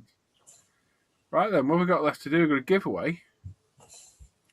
And Al's questions for the crew. Yeah. It's not even Yeah. 8:30. Not even No, half. no, it makes a big difference, doesn't it? Yeah. What, being organised? Huh? What, being organised? Yeah. Yeah. One word for it. I was reading some of the chat. Yeah, well done to Jim. Well done, Jim. Top quality work. Well done, Ian. Saying Alan Superstar. No. Apparently Shane saying that's a bit personal, Simon. It is, isn't it? We didn't want to know that, did we? Rally GB we're going to do next week, aren't we? We can fit it in, yeah. Yeah. We'll figure it out. Should be able to. Matt says, congrats, Jim. Will you be able to have another one built for the next one? There is no next one of those. That's a one and done. Excellent. Right then. Have to be your questions for the crew then, Al? It must, yeah. We can Yeah, go there. you must. You the man, Al. I'm going to hand you over to Al. He's going to look at questions for the crew. See what we got. Okay. Well, the first question's from a chap called Timothy Ivets, Oh. Hey. who asks Famous. and then gives several other queries. When picking which version of a car, plane, or tank to build, what helps make your decision? Is it where it was used, what it's armed with, what races it won, or just the overall look of it? Just the overall look for me. Yeah, for a car, yeah. Yeah. It's a tricky one for me. I mean, if it's a car, overall look, if it's a Formula One car, it's probably the driver and what it's won. Mm-hmm. Yeah, same for me on a car. Certainly I would go for Formula One driver or what it's won. If it was Le Mans or something like that, I'd go for historic value. So particularly British drivers. Yeah. Especially if it was Francois Sever or Elio De Angelis, it would definitely get my book. Something that's a bit off the wall often as well, but it's also got to be a subject I really love. Mhm. Or like, Well, so there's something that I'm sort of going to try and cover as well.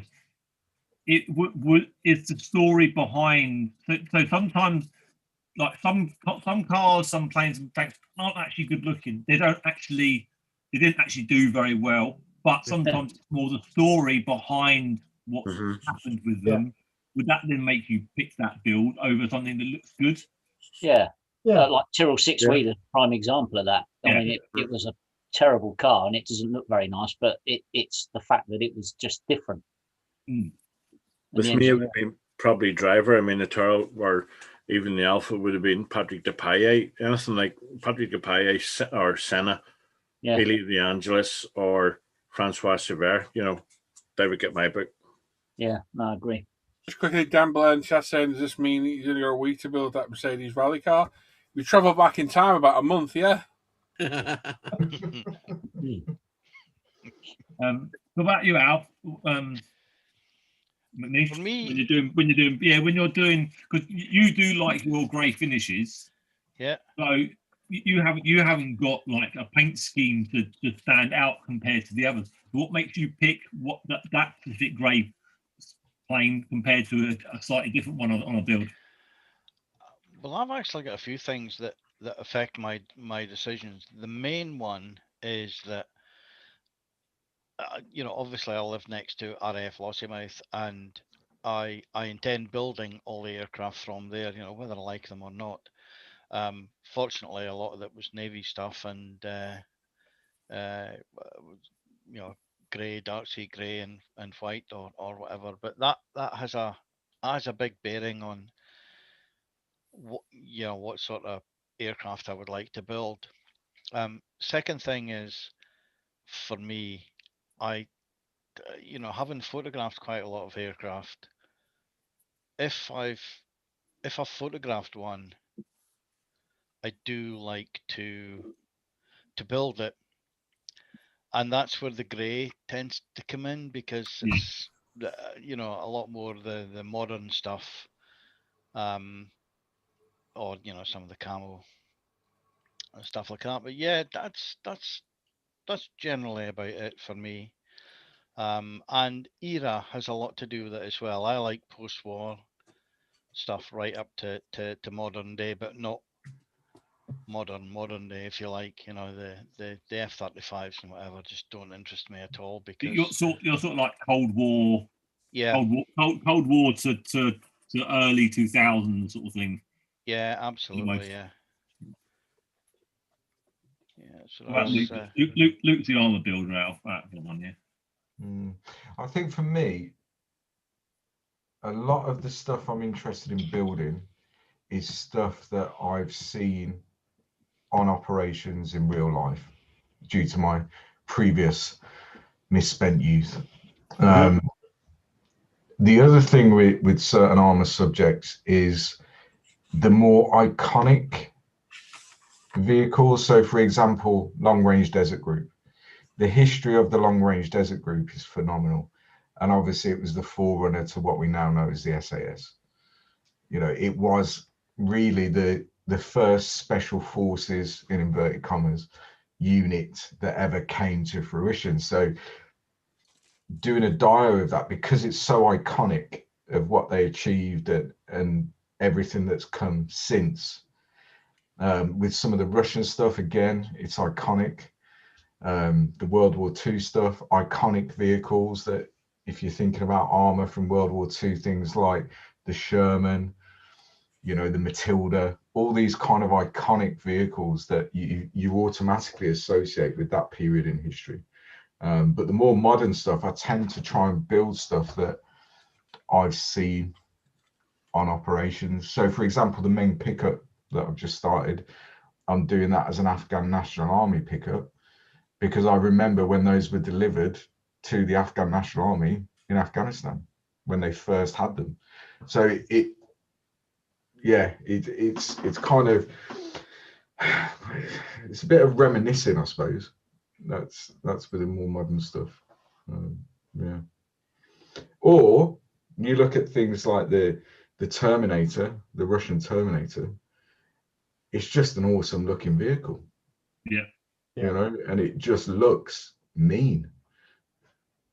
So it's kind of, I suppose inspiration comes from different sources, whether that's an iconic part of history, something that you've seen on operations, or something that just looks cool as shit. Yeah. Absolutely, mate. Thank you, guys. Well, my opinion. Not really. I've got half the to people to build stuff now going on. Go on. Where you going? I think my inspiration comes through seeing other model builds. If I see a particular model, I don't really go for the subject or whatever. If I see a particular model that doesn't have to be greatly built, anything like that, but if it takes my fancy, I'll think, I'd like to have a go at that. And normally that influences me in what I would like to buy. When you did your, what do you call it? You know, what's coming out. Yeah. There was one that really took my fancy, which was this one here. Yeah, that's quite cool. It's a weird, it was like never used. It's very odd, but it's cool as hell, isn't it? But what's attracted me is the open track design. Yeah. And the type of tracks that's on there. That's the particular thing that's grabbed my attention at the moment. So what I've decided to do is do what I normally do, is pick a subject for the year. I've decided to buy all of them, particularly with the same type of track layout, which is a sort of progression from that tank to that tank to, and get the chart 2 and stuff like that. You kind of pick a subject for the year, don't you, Norm? For the year, I pick a subject for the year, and I tend to buy the kits the previous year beforehand. Yeah. I look at getting probably second hand mainly, because decade behind at the minute. Yeah, you can get, like you say, and I'll pick a particular subject for the following year, and I'll get the kits the year before, and it doesn't have to necessarily be detailed sets or just the boxes. Then I'll tend to go through and rebox. Think, well, I like to rebox that one, so I'll rebox it. I like to rebox that one. But that's what I tend to do. Is I don't stick to one particular subject. I like to switch and make changes and do something different. Well, like I say, it's just like particularly, I just like looking at other people's builds. It didn't have to be a great kit, but if it does grab my fancy, it'll be something I want to build, and I'll buy it. So. Al, before you carry on, mate, there's a couple of questions that have popped up in the live chat. I've popped them in our chat so you can read them at the end, mate. Sorry, Chip, can I just before we move? Tim, what about you though? You haven't answered. Tim, he's telling someone off by the looks of it. Sorry, I'll carry on then if he's.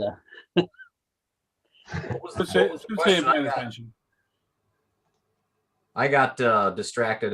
My boy came in with the question. So, what was the question? Tim's question. Each other. Sorry. So you spoke to me now. Well, you've had your chance. Sorry. Roger. Move on, Al. No, go on. You have the answer, everyone. Tim. Oh, he's gone again. Yeah. Sorry, I've got someone talking in my ever ear. Answer your own question. What makes me pick? I do try and I do find it's something that's interesting. A story behind it, like the Operation Grandie is quite cool, like quite an inspirational type of thing from Desert Storm. And then I was looking into it, and then I was like, the first flight that took the first bit of action from the RAF was like, yeah, that's something I want to do. I want to build one of the planes that did that first. One of the pilots and the planes that did that first flight. So I do find a lot of inspiration from stories and history of operations. Between you and Dan, you've probably got two of the most eclectic tastes for doing kits, because you do a wide range of cars, submarines, planes, tank. Why go from one to the other like that? Is it purely story? Squirrel is what I blame it on. Squirrel. Squirrel. Honestly, a lot of the time it's just, oh, it's nice and new and shiny. And a lot of it's got to do with, that looks cool. More than anything. That's cool. That's different. And the different thing is quite a thing. I'm having a bit of a clear out on my stash, and I'm like, I've got loads of sort of the same sort of thing, and I'm like, I'm not going to build the same as that again and again. So I'm like, why have I got it? I usually build one of it, and I usually end up buying a couple more of the same type, and then I rarely go back and build another one of them things. So I keep trying to finding new things to build. And yeah, like the submarine's a bit of an offshoot from. I quite like World War One stuff, and you don't get a lot of World War One things, and that's sub. I was like, yeah, not yeah. Cool. I like to walk around. A cracking job you've done. It'll be good when it's finished. 2025. No, 26. Alternate dimension. Only 36 weeks. I was being nice to you. Thanks, Dan. Thanks, Sam. Thanks. Don't mention it, man. So, Jim, Um, I haven't done you. What was the question? No, yeah, well, I think I've got it figured out now. I mean, I always have my main interest which is, you know, Cold War up to through the teen fighters. That's my wheelhouse, mostly US Navy and Israeli Air Force. But yeah, the squirrels hit, and then I'll go off and like you guys saw my McLaren. That one was merely just cruising around, and I was on Model Factory Heroes website, and they were showing pictures of this new release, and I was like, wow, that's cool, you know, and something I probably would have never built. Went after it and bought it and did it. So yeah, I'm pretty much all over the map, but I'm still airplanes at heart.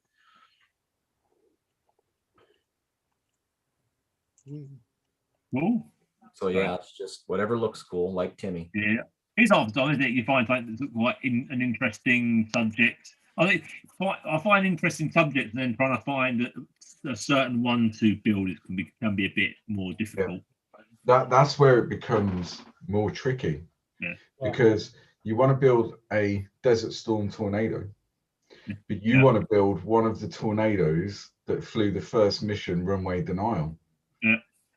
And then you fall down that rabbit hole where you're looking for squadron markings, aircraft designation. You got to get the aftermarket pods and all that. But that's part of it. That's part of the fun of it. I do find that part.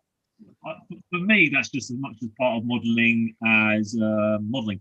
Really, research. Doing that little bit of history. And trying to find the marking. I'm thinking this can't be too hard to work out, and then you're sitting there for days, scrolling through small bits of text on bits of paper, and you're like, I'll find information eventually, and that's fine. It's all part of the fun. I think it gives you that inspiration for the build then, because you've done all that background research. You know, right now I'm ready to build now, and I know I'm gonna do a good job. You know. Yeah. Right. So the quality of kit does sway me slightly. You know, the Tamiya stuff's well engineered, so you know, I'd go for something like that. And then scale as well for me. I do like the bigger scales. He likes it bigger. On top of that, you know, like the P-51 I'm building, it's not an aircraft I would have.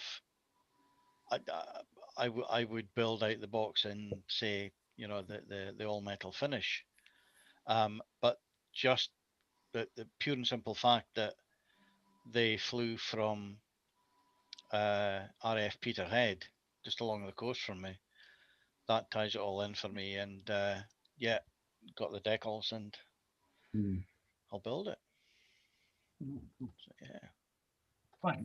Is that your tornado shirt you got on there, Al? This, you're talking 617. Cool. Dambusters. Nice. Tornado. Tornadoes. But a GR4. Okay, next question is from Bap, who asks, what products do you use to clean your paintbrushes, and how do you keep them in good condition? UMP airbrush cleaner for acrylic, just hobby level and thinner for lacquer, and occasionally some of the Masters brush soap. Masters brush soap. I'm just looking for it, but I can't find it. What I also use, if I leave my paintbrushes by accident, of course, to get dry, what I'll do is I'll leave mine soaking in Dettol. Yeah, it's brilliant stuff. Yeah. Brilliant. One of those. Yeah. Dettol's such a good paintbrush cleaner. And I think I've got that from you, Tim, actually. Yeah. And then a bit of, and then once I cleaned it with that, I rinsed it out of water. Then a bit of that brush soap. What's it called? Masters. Say again. What's that brush soap called? Masters. Yeah. I've got a pot of it around here somewhere. I don't know where it's. And a good tip as well. If they are. That's stuff. And if your paintbrush is natural hair rather than synthetic, get some normal hair, saves me, get some normal hair conditioner, you know, that you get in a cosmetic aisle or whatever, little drop onto the bristles, form it to a point, leave it overnight, and that will keep the point on that brush for a long, long time. Ooh, there you go. Also, when you're using that brush cleaner, use water with it, but use boiling water if you can, or you know, very, very, very hot water. Yeah. And that naturally takes all the bristles back in to shape, apparently. Oh. Too good. Andy Callis is asking, what is Dettol? Dettol's like a domestic disinfectant, essentially. Yeah. I don't know if they've got that over. Jim, you got that over in the States, Dettol? Yeah, I think that's why Andy's asking. I don't think we have that over here. I've never heard of it. A brown antiseptic liquid. Brown, yeah, antiseptic liquid that stinks to high heaven. We got pine sol over here. Kind of smells pineish. No, did you wipe that on? Did you put it on a cut? What's that? You can use that on cuts and that, can't you? Yeah. So when you're a kid, did your mum have a bottle of something that she? Apparently, it's Lysol. Lysol in the States. Well, that's like a disinfectant spray for the air and stuff, or surface cleaner, but you wouldn't use it like a medical. It could be the same if you put it in a spray bottle. Yeah. Order it down a bit. Oh, Lysol. Yeah, I can confirm the spray stuff works just as well.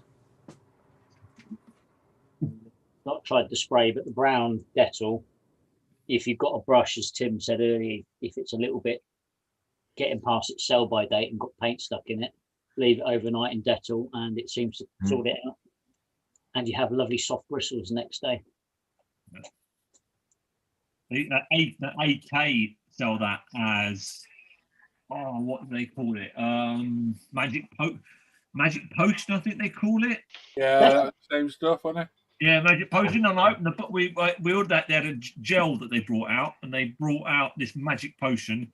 And I opened it, and I was like, "What's that smell?" Went in the kitchen, got the bottle. I'm like, "It's Dettol," and I've just spent about £5 for this little bottle of Dettol that cost you £2. Anyway, didn't swear at all about that. Yeah, ever since then I was like, "Oh, it's a great idea. Thanks, AK." Well, if it is, they could get done for that. No, they probably bought it. They probably haven't went down Tesco's and bought a bottle of Dettol and they probably went to a large manufacturer of chemicals and hope so. Bought a liquid, which is because I don't know if Dettol's like a worldwide sold brand name. It's a brand name. Yeah. Always used to be. RC UK in the chat saying in North America, it's either known as Lysol, which again is a brand name of a company that manufacture it, Reckitt and Ben Kaiser are the company. Budget, Reckitt and Scarpa. Yeah, Budget and Scarpa. But yeah, it's a brand name Dettol. It's Lysol in the States. Yeah, and Dettol is the same name that you just tried to butcher in the UK as well. Reckitt, Bicep, it's in Hull and Slough. Same thing. You tried to butcher it. I think you did a pretty good job. Slough's down the road from me. Slough's. Yeah. Yeah, Slough. Reckitt. Next. Sorry, on you go. Sorry, Al. It's Reckitt, Brenkaiser Healthcare. Dettol. So same company. Up in the block. Reckitt, Brokitt, and Scarpa. Yeah, exactly. Okay, so the next question is from Steve Partridge, who asks, I've seen Paul put masking tape on his hand before using it on the model. He was wondering what the reason for this is, and what problems do you incur if you don't? Can someone repeat that? Al, you're a bit quiet, Al. Not again. Yeah, that's better. Yeah, you must keep moving your mic. Go again, mate. Yeah. Okay, right. Put it in your mouth. I think I heard the question, but nobody else might have. Yeah. Steve Partridge asks, I've seen Paul put masking tape on his hand before using it on the model. He's wondering what the reason for this is and what problems do you incur if you don't do it? Say it again, my love. I do it to detack the tape to lose some of the stickiness. So you can do it multiple times in your hand, or I do forehead sometimes because the forehead's really good for doing it. Though you look like a lunatic, anyone sees you through the window or anything. And don't forget it's there either. Otherwise, if you use it straight out of the packet, you run the risk of pulling paint off, or leaving residue behind, things like that. So, yeah, it's just to detack it. I do say in my video every time I do it while I'm doing it. Pretty sure I do. But yeah, just to detack the tape to. You can detack it so much more than you think, and it'll still stick and not bleed through if applied properly. It just massively reduces your risk of pulling paint off, essentially. Yeah. Particularly with Tamiya tape, because it is very, very sticky. Because it's good quality masking tape, isn't it? You know? Yeah. Proper bukkake tape. Oh God. Well, that Jameson's done right now. Jim, don't go there. Okay, the next question is from Scale Vehicles, who asks, will you have the value pack back in stock for Tamiya lacquers? I saw you have the package that brings one bottle of every paint colour. Thanks. When we can get them all, yeah. The supply's a bit hit and miss at the minute due to demand and global crisis and what have you. When we got them all, we'll have them. I haven't got 11 bottles of LP5. Well, I've only got 2 or 3, but yeah, I think that's the same with most, complete paint ranges, if you like. You know, that depends on when the batches are produced. Yep. So the next question is from Craig Stadius, who asks, as it's hard to get Tamiya panel line in this country, he's got the Humbrol version, but it's very watery and seems to run off the lines. Is there any way of making it thicker so this doesn't happen? don't use it. Yeah, don't use it. You can't. I don't think there's a way, unless someone knows different, that you can actually thicken it. Leave the lid off overnight. Yeah, I was going to say, you can let it settle and see if it'll separate a bit, remove the carrier. Or, as Simon said, leave the lid off for a bit. Yeah, I think if you're struggling to get hold of the Tamiya stuff, then just make your own. Yeah. I mean, it doesn't take much to make some up with oils. No, there's plenty of videos on YouTube. People do. Yeah. Just have a hunt around for that. Next question is from Dan Croak, who asks, I listened to a very good podcast recently on the topic of mojo. When you have lost the mojo, what do you do to get it back? No comment. Go into a hangout.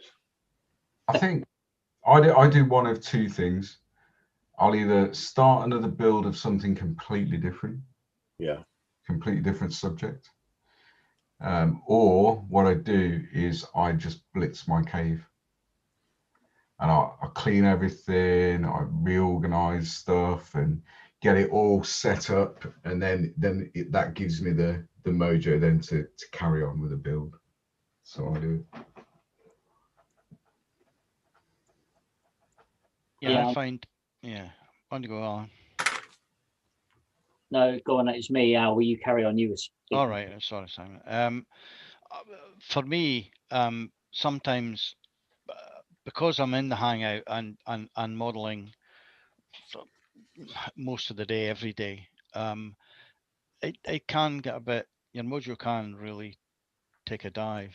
So for me, I just like to get away from the bench. Unfortunately, I've got, a few other hobbies like the fishing and the photography and stuff like that. But I just take myself down then the runway and sit there photographing the airplanes, and then I can come back and I can process the pics or not. But generally, when you walk back into the cave, I'll just do a bit of this, and it just picks you up from there.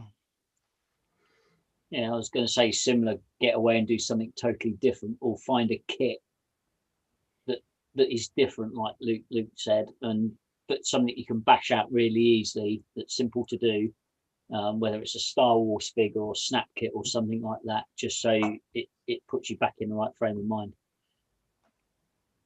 But that's me. Yep. I just rebox it. Yeah. Stick it back in a lot. I lose my mojo a lot.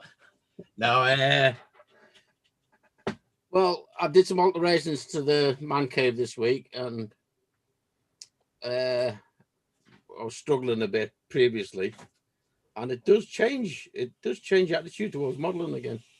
Now it's set the way I want it. I'm itching to get started again.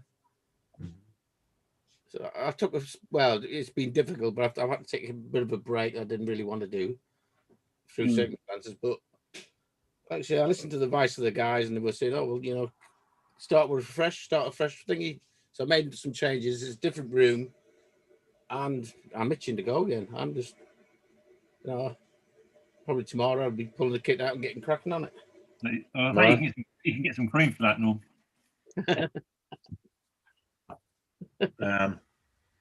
If I'm lacking mojo,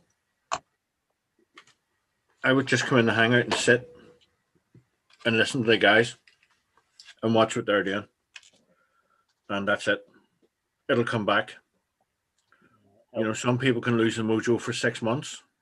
Yeah. You know, when I was in hospital, I couldn't wait to get at the bench, and then when I got out of hospital, I couldn't get at the bench for 6 weeks. And now I'm at the bench, and I'm happy as can be. Yeah. I haven't thrown anything out the window. I haven't sworn anyone else outside. So. I was going to say, Sam, your usual thing is if your mojo's going bad, throw something out the window was the usual answer to it all, wasn't it? That's or true. at somebody. Or lamp somebody. Yeah. throw somebody out the window. Oh. Yeah. It wasn't me. They never proved it. I wasn't there. You were abseiling. I say mine's the same. I just put mine down and come in the hangout and just chat and have a laugh and a joke, you know, and it comes back eventually. You know, normally a day or so. Yeah, and I think, sorry to interject again, but it depends why you build the models as well.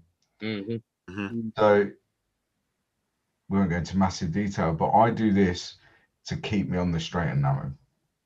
And I know if I'm not doing this, I'm going to have problems. So that keeps my mojo fairly high anyway, because I know if I'm not sat on the bench doing stuff, I'm going to be doing other stuff which isn't good. So it keeps me. So sometimes I have to force myself to the bench. Not very often. My mojo doesn't generally go away much. But yeah, Alan's right. Just jump in the hangout, chat with the guys, see what they're up to. Yeah. And your mojo will come. And as you said earlier on, Luke, about doing something completely different. Yep. You know, I bought a couple of those wooden 3D laser cut kits. Yeah. Thinking to myself, you know, they're there if I lose the mojo on this or on the next build, you know, just something totally different away. Even if it's just a wheeled vehicle away from a track vehicle, you know, something different. Totally different. I mean, I tend to agree and disagree with there, Sam. I mean, a while ago when I lost my mojo, you know, I was advised, you know, build something different. See, so I went out and bought a tank. Oh, right. Wasn't your cup of tea, was it? Tamiya tank. Wasn't my cup of tea. I just got more and more frustrated. So I thought, yeah. so I did a Norm, put it back in the box. Now I think that tank sat in the box for over a year before I dug it out again. But obviously, once the mojo had come back, I was in a better frame of mind to do it, and thoroughly enjoyed it. Good. And I think the thing is, if you're putting pressure on yourself to do something you're not enjoying, that will have a detrimental effect on your mojo anyway. Yeah. You know, so there's so many areas to the hobby. You know, go and test some paints, go and clean your cave or reorganize your bench or whatever. You still engaging with the hobby. You're just not necessarily sat down with it with a kit in front of you and building, you know. But there's so many things you can do. I guess to Al's point though, and I get what he's saying. It's and we're all different. It's whatever takes your mind off what's frustrating you.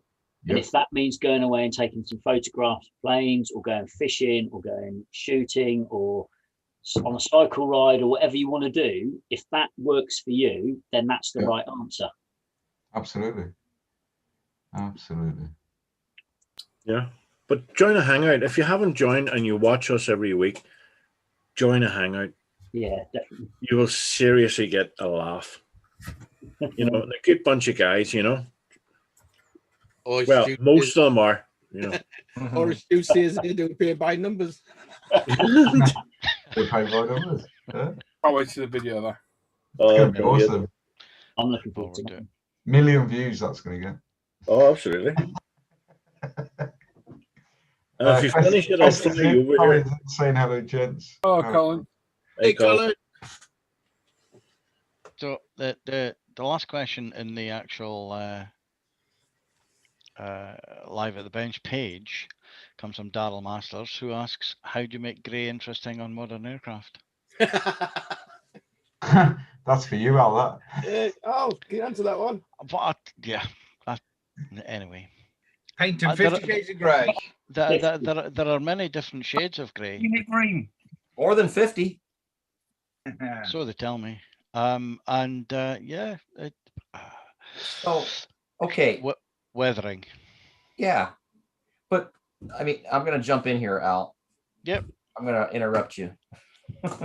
So, yes, you have gray. And everybody goes, oh, boring gray. Gray can be very fascinating color, because what is gray?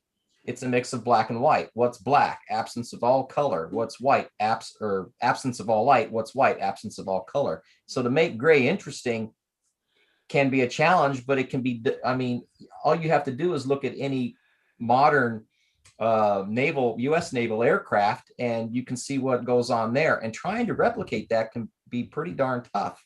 And there's multiple ways of doing it, with layering and black basing and layering and stenciling, and then post shading and pre-shading. And you can take all these things. You can do some, you can do others, you can do some salt. Just a whole gamut of things you can do before you even get to weathering. Because, I mean, they go on the boat as one shade of gray. And then they're constantly grinding and sanding and patching corrosion to stay ahead of salt water. So yeah. just that one segment alone of grays can be a minefield of techniques that you can do. Then you can get on into the more pristine aircraft that are more not more better, but that are more well maintained with your Air Force subjects. Not like some of your pictures with your tornadoes that you've shared with me. I mean, they look like they're spotless until you get in really, really close, and you can see some fuel leaks and some things like that going on. So, I mean, I just think gray is, yeah, everybody thinks it's boring, but it can be really livened up to an extent. It's a bit of a gray area, isn't it? Yes. It is. Taxes the old grey matter. Yeah. I was just Sorry, I went on a bit of a rant. Yeah, I just like doing grey aircraft because it's the ones I photograph most often. Mm-hmm. But you know, to go back to the tornado you were mentioning, Jim. I mean, even the typhoons that are all from the same batch, if you like, painted in the same shade of grey.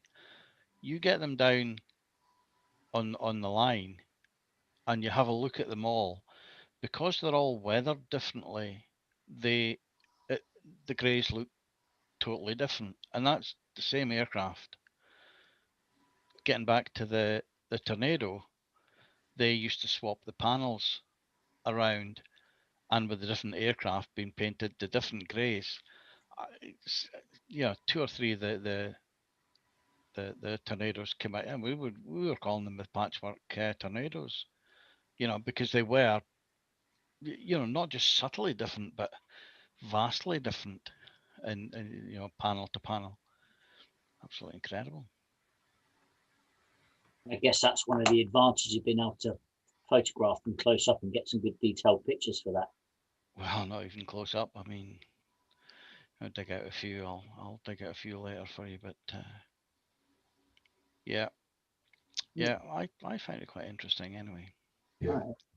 So there's a few questions in the chat previously that Luke's kindly put in our private chat on Zoom here. So the first one's from Luke Ward, who asks, Luke or Paul, do either of you guys have a video on chipping and rust? He's going to do a patina on his goose truck. I have, so in each build series, I show how I've achieved the chipping. I don't have a video showing how I do rust, but what I will do, Luke, not a tutorial, because I'm not qualified to do a tutorial, but at some point this week, I will do a video on how I do rust. Oh, that'd be cool. I'll put that up. I can recommend a really good book which helped me doing weathering when I first started getting back into modelling. It's an old book now, and it does show some not old techniques, but the first technique is the how to build a T-34. It was what's that book about? I built target. Yeah. It does show you. It's one of MiG's early. It was MiG. That one with the whitewash T-34 in it. Yeah, yeah. I follow that guide. Yeah. Yeah, it's got in there a rusting, a dirty one, a whitewash one, and you can use that on virtually any other build. It was such a good book, and you can quite easily get it. Who's the publisher of those ones? I can't remember what it is now. Osprey. Osprey, thank you. Yeah, but produced by Osprey. It's the white and yellow back book, hard like sort of soft cover. But it's really good. It is just about building T-34, but it shows the weathering processes to doing what you pretty much need on anything. So a good book to look up. They're not too expensive either. Yeah. But yeah, I will do a video this week. I'm not sure when, but I'll do one showing how I do rust. I want to jump in real quick here. James Heel says, when I used to figure paint many years ago, we used to do a black and white challenge where the whole figure had to be painted in black and white tones. Very good for learning contrast. And he's right. One of my favorite dioramas that I've ever seen was a Andy Callis will know this. We have an old TV series from the 60s called The Andy Griffith Show about old country sheriff with his in rural-ish North Carolina. Anyway, I digress. There's a scene. He was known for not carrying a gun, and he had a son. He was a single father. Anyway, the American people in the group will know what I'm talking about. Anyway, the diorama, he got an old TV from the 60s that mounted on the floor, took out the tube, and built the whole scene in front of the sheriff's office with the old 64 Fairlane car. He did all the figures, all the diorama. Everything was in black and white and grays, and the way he painted the figures and everything, and it was just so well done. So yeah, I mean, and that's one of the techniques of figure modelers is they'll take a figure like this, like what I've done here. You black it, and then you just come like straight down with your grays to pick up your highlights to give you more of a visual reference, so of where your highlights are going to go. One day, whenever I do that with faces on figures. So I always prime them in black, but then what I'll do before I start applying any color is I'll dry brush them with a gray, because it accentuates then all the details on the face, which then when you're starting to put the flesh colors on and stuff, you can see exactly where you're going with it. It works. But to paint a figure entirely in black and white is, to get it to look good, is going to be. I've seen it done too with a Charlie Chaplin and Hardy, or was it Oliver and Hardy? I think it was Oliver and Hardy from the 20s. Anyway, it was a flat, and they were next to each other, and it was all done in the black and white film colors, and I was just like, wow. I mean, that takes an eye that I will never have. to do something. There was a really cool. It wasn't a diorama, and it's something I've been thinking about trying to recreate. It was floating around the Facebook pages and stuff towards the tail end of last year. And what the guy had done, he'd got a normal picture frame, but he'd mounted it. You know, you can mount a picture in like a stand that it will sit on a surface. He'd done that, and in the picture itself, he'd listed all the names of the 101st Airborne that were killed on Enduring Freedom. And he'd listed them that, and then what he'd done like a plaster cast of a hand, upturned hand, done in black and white, coming out of the picture frame, and then he'd used some 35th scale modern US figures in black and white walking into the frame. Yes, I've seen that. That's cool. Really cool. Yeah. Really cool. Yeah. And he did it so well. So some of the imaginations people have that have that vision to be able to see that in their head and then execute it and do that. Yeah. If I could remember who it was, I would get in touch with him and get him to do a commission of that. Yeah. Just quickly, John Stone's in the chat saying I'm starting to think that Luke looks like Meng the Merciless. Getting there. And some people are recommending Night Shift and Scale Model Medic, John. Yeah, John's really good. Yeah, Scale Model Medic. He's done a few Rust tutorials. Absolutely. Digsby James saying, Luke, can you add 135th figure painting to the list? I'm not a figure painter, dude. But if you look on my last build series, I'll show how I paint the figures for that. So. Oh, no, move along. Be a grown up. Just a question, Simon. Yeah. Remember that kit I really wanted and you managed to get? Do you remember? And then the site was out of stock. Yeah. What was that kit? Oh God. Oh come on! You got it there the other day. Oh, the yeah. The American muscle car. Yeah. Oh, hang on, I'll get it. Brain's gone blank. Sorry. The Dodge Challenger. Yeah, is it the 70? Yeah, Dodge Challenger. You know, the box art's orange and black. Street burner. Yeah, that's the one. Yeah, a farm of 22 quid. Oh, that's really good. Not that I'm looking at Moller kits while we're chatting. Tim's not doing it tonight. I thought I'd do it instead. There you go. I'm out of shot though. I'm occasionally looking down, looking and nodding like I know what I'm talking about. I thought Luke looked like Min too. Yeah, it's the eyebrows, Kelly. It's the eyebrows. Oh yeah, the eyebrows. Oh, the ears myself. The next question's from Chris Barley, who asks, I'm looking to do my first ever tank. Any suggestions on a good modern tank for the first one?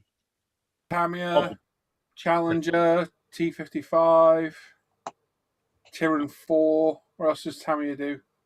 So I did, on you guys' recommendation, for the first AFV I'd done for a long time, the Tamiya T62A. It's not a modern tank, but it went together really still well. Used, isn't it? Hey? Yeah, still used.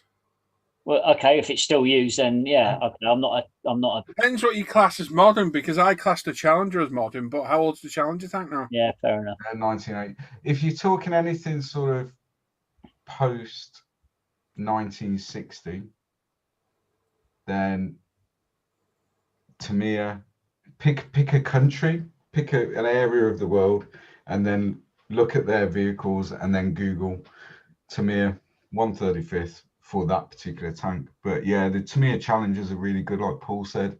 All their T series are really good. Yeah.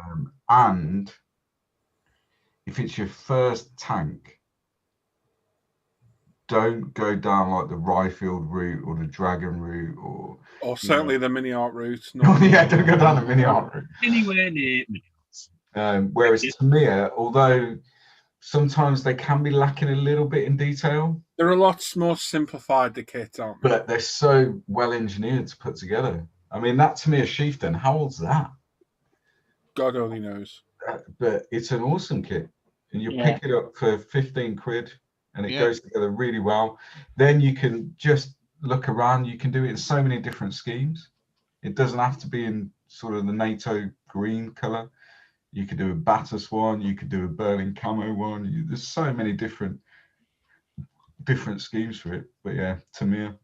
But that's why I'd recommend personally, having done it, T62A, because you haven't got to worry about a camo scheme.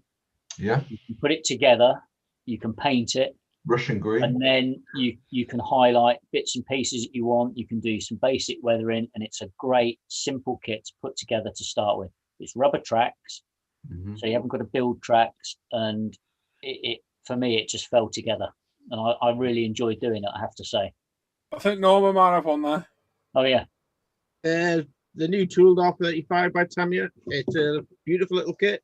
Not a massive amount of parts, not a massive tank, actually. Figure, tank parts, and the tracks. All pre put together, so there's no messing around. Can I also recommend any of the Tamiya 48 scale tanks as well? Yes, very good. They are really good. And they're not as big, so flip side whether the weathering's easier or not. Huh? Yeah, weathering's not so daunting. You haven't got huge amounts of area, and the 48 scale Tamiya kits are fantastic. Yeah, and their 35th scale Valentine's superb kit put together. Really cracking kit to put together. Yeah.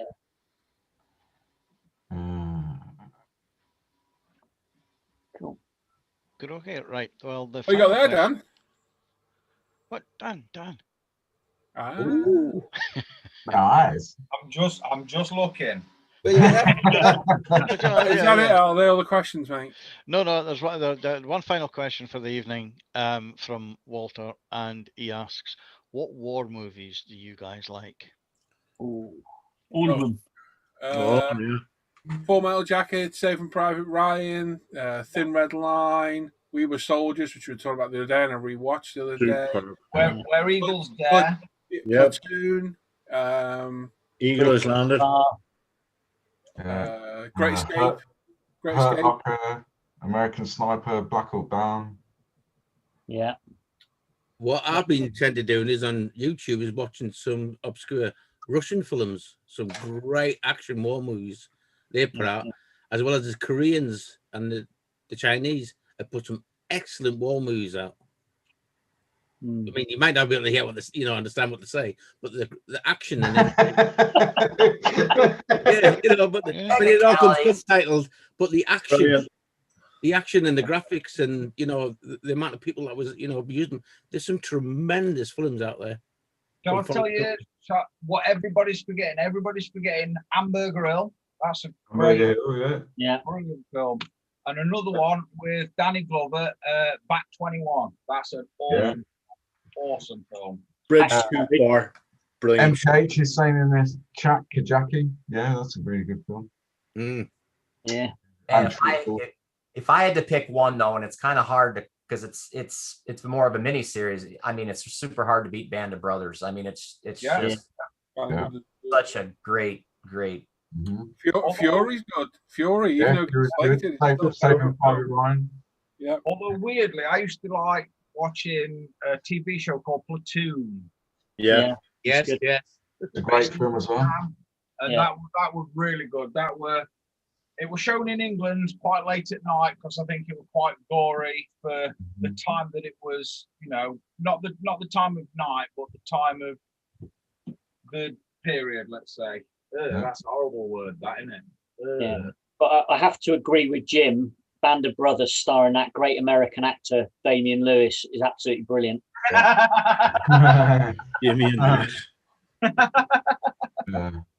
Apocalypse Now. That's another good one. That's good, yeah. I've watched that. Yeah.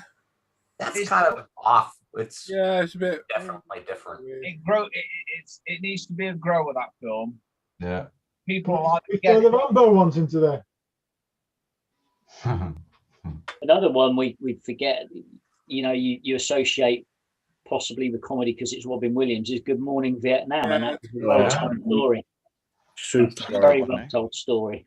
That's a good film. There's so many in the letters from the Regima. The chat says Peppa Pig.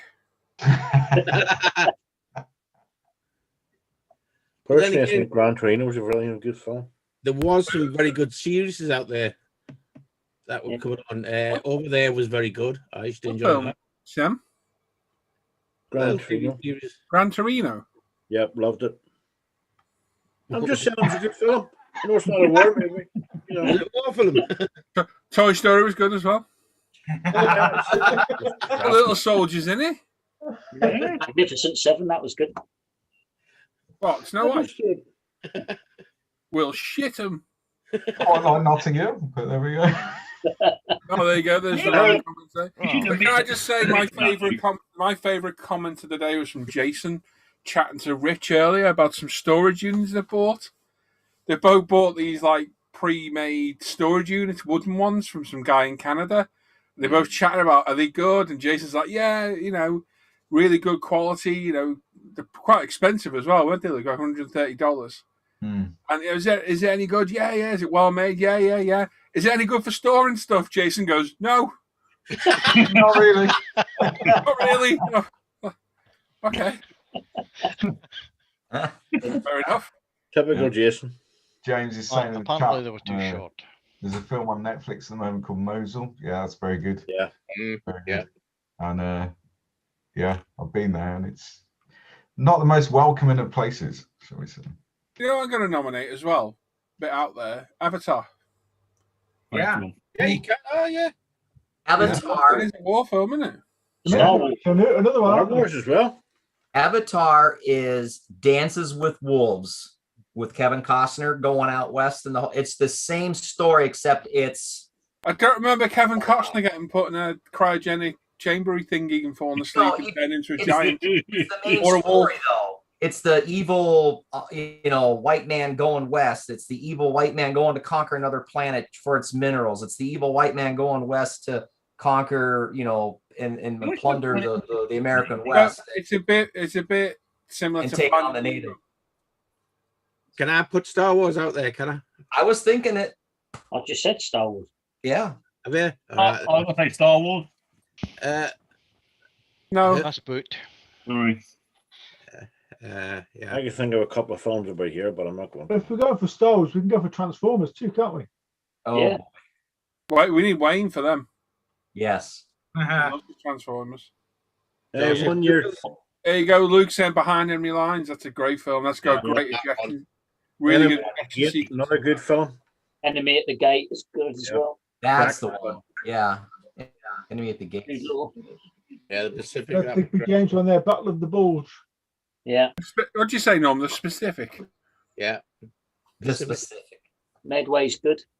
Yeah, Midway, you mean? I haven't watched that yet. You just Pearl Harbor. Pearl Harbor's a good film. Porky's was good. Yeah.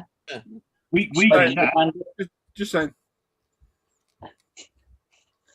What's the one with the supposed Russian attack on the States? Is it Red Dawn? Red Dawn, yeah. That's rubbish, that one. Anybody watch that one, Hunter Killer, with Jared Butler? No. That's like an October one, is it, Sam? We're looking for the sub. Yeah, well, sort of, but it's not a bad show. Kind of the action in it. I've got another one. It's a bit left field as well. Born on the 4th of July. Oh, yeah. That's a really good film. Full Metal Jacket. That was the very first one. Yeah. Soldiers. Starship Troopers. Yeah. Would you like to know more? Yeah. Would you like to know more? Keep going. There's so many in there. It's a very weird film, that Starship Troopers. They're all running around in German uniforms. It's just a cheap crap film, but it was a really good film, and it's got cult following now. It is. Yeah, love it. There's a sequel to it as well. There's two of them, isn't there? Yeah, the second one's not so good. The made for the first one was really good. I love that. Very gory as well. The story Starship Troopers, wasn't it written back in the 40s? Isn't it based on the Bible or something like that? Yeah. Yeah, it was made up. Yeah. That's another good war film, Troy. The Deer Hunter. Yeah, that's good. Deer Hunter's good. Mary Poppins. Yeah. Mary Poppins. The Umbrella Brigade. Sound of Music. Daryl's pushing it a bit now. Raiders of the Lost Ark. Yeah. Oh, mate. No. Goonies. Anybody mention Top Gun? Yeah. Can I mention what? Top Gun. No, good one as well. Yeah, Top Gun. Yeah. 633 Squadron. That's a good film, actually. So now we're just going to list every film. maybe we should have gone for a top 3. Who Framed Roger Rabbit? All Weddings and a Funeral. No, I was asking a question. It wasn't a suggestion. What was that one? Oh God, it's an old one. Is it Bill Murray? Is it who's a Stripes. Stripes. That's the one. That's a brilliant film. Groundhog Day still good. I was still thinking Groundhog Day. Yeah. We were spies. We were spies. Oh, Dan Aykroyd. Yeah, John Candy. Terminator. Actually, Starship Troopers. They made 5. They killed her. There was 5 films in the trilogy. Yeah, but they're not worth talking about. I got you talking all I got it. I know you did. I know I heard you laugh. That was quite funny. All Quiet on the Western Front. Is it? Right, everyone talk about something then quick. That's a good great as well. Anyway, I think that'll do now because it's turned into Okay, that's the end of the questions for this week. Hey, better now. Wait, Al, you shut that down quick. There you go. We've got 120 watching, 96 likes, and 3 thumbs down. Oh, yeah. Gary must have signed in 3 times. We got to go for 4. Thanks for giving us your thumbs down. Thank you very much. We appreciate it. More feedback is feedback. Yeah, it means you've taken the time and effort to actually press the button. Thank you very much. We appreciate your support. And to watch us. Yeah. Even if it's only a few minutes. Oh, no, they'll still be there. Oh, yeah. Guarantee you right now there's people that absolutely despise me, us, ISM They are watching because they got nothing better to do. Exactly. Oh, yeah. I guarantee it. So I think we should wave at them. Yay! Thank you. Thank you for watching. Carry on, guys. I've seen that film. Whole different one, that, isn't it? Yeah. Not watching that again. Whew. Yeah, that's a good war film. Carry on up the Khyber. Yeah. Chunk's come out with a good one there. Firefox. That was a good film. Clint Eastwood one. Yeah. What's that film set in the Cold War? I think it's quite new. I think Tom Hanks is in it, where he crosses the Berlin Wall. You on the one that's in the chat, Paul? Bridge of Spies. What? Bridge of Spies. Yeah, it's fairly new. Bridge of Spies. Is that the one where they hand over secret agents and stuff on the bridge at the end? Could be. Bridge of Spies. Yeah, it is Bridge of Spies. I think it's Bridge of Spies. I've heard the Bridge of Spies is a really good film. Sam. Yeah. Have you got any idea what it could be called? Bridge of Spies, maybe. Thank you, Sam. Why did anybody else get that? Yeah, exactly. Is it Spies on the Bridge? Yeah, it starts off at the beginning. He's walking down the road. Yeah. Yeah, then he's on a bridge, and that's it. I can't remember the rest of the film. Gary, Simon could tell you, maybe. Simon, what was it about? We'll put it out to the audience. They should know. Yeah. Harry says it's Bridge of Spies. Oh, thanks, Harry. At least somebody out there knew. Nobody needed. Someone's on the ball. I know. I thought it was. Can anyone recommend a good round file? A what? Good round file. Sushi burrito? You haven't got any stock though. Well, you didn't say that. It's the first place I went to look at. Sean's got it. Sean's got it. It's Bridget's Pies. Bridget's Pies.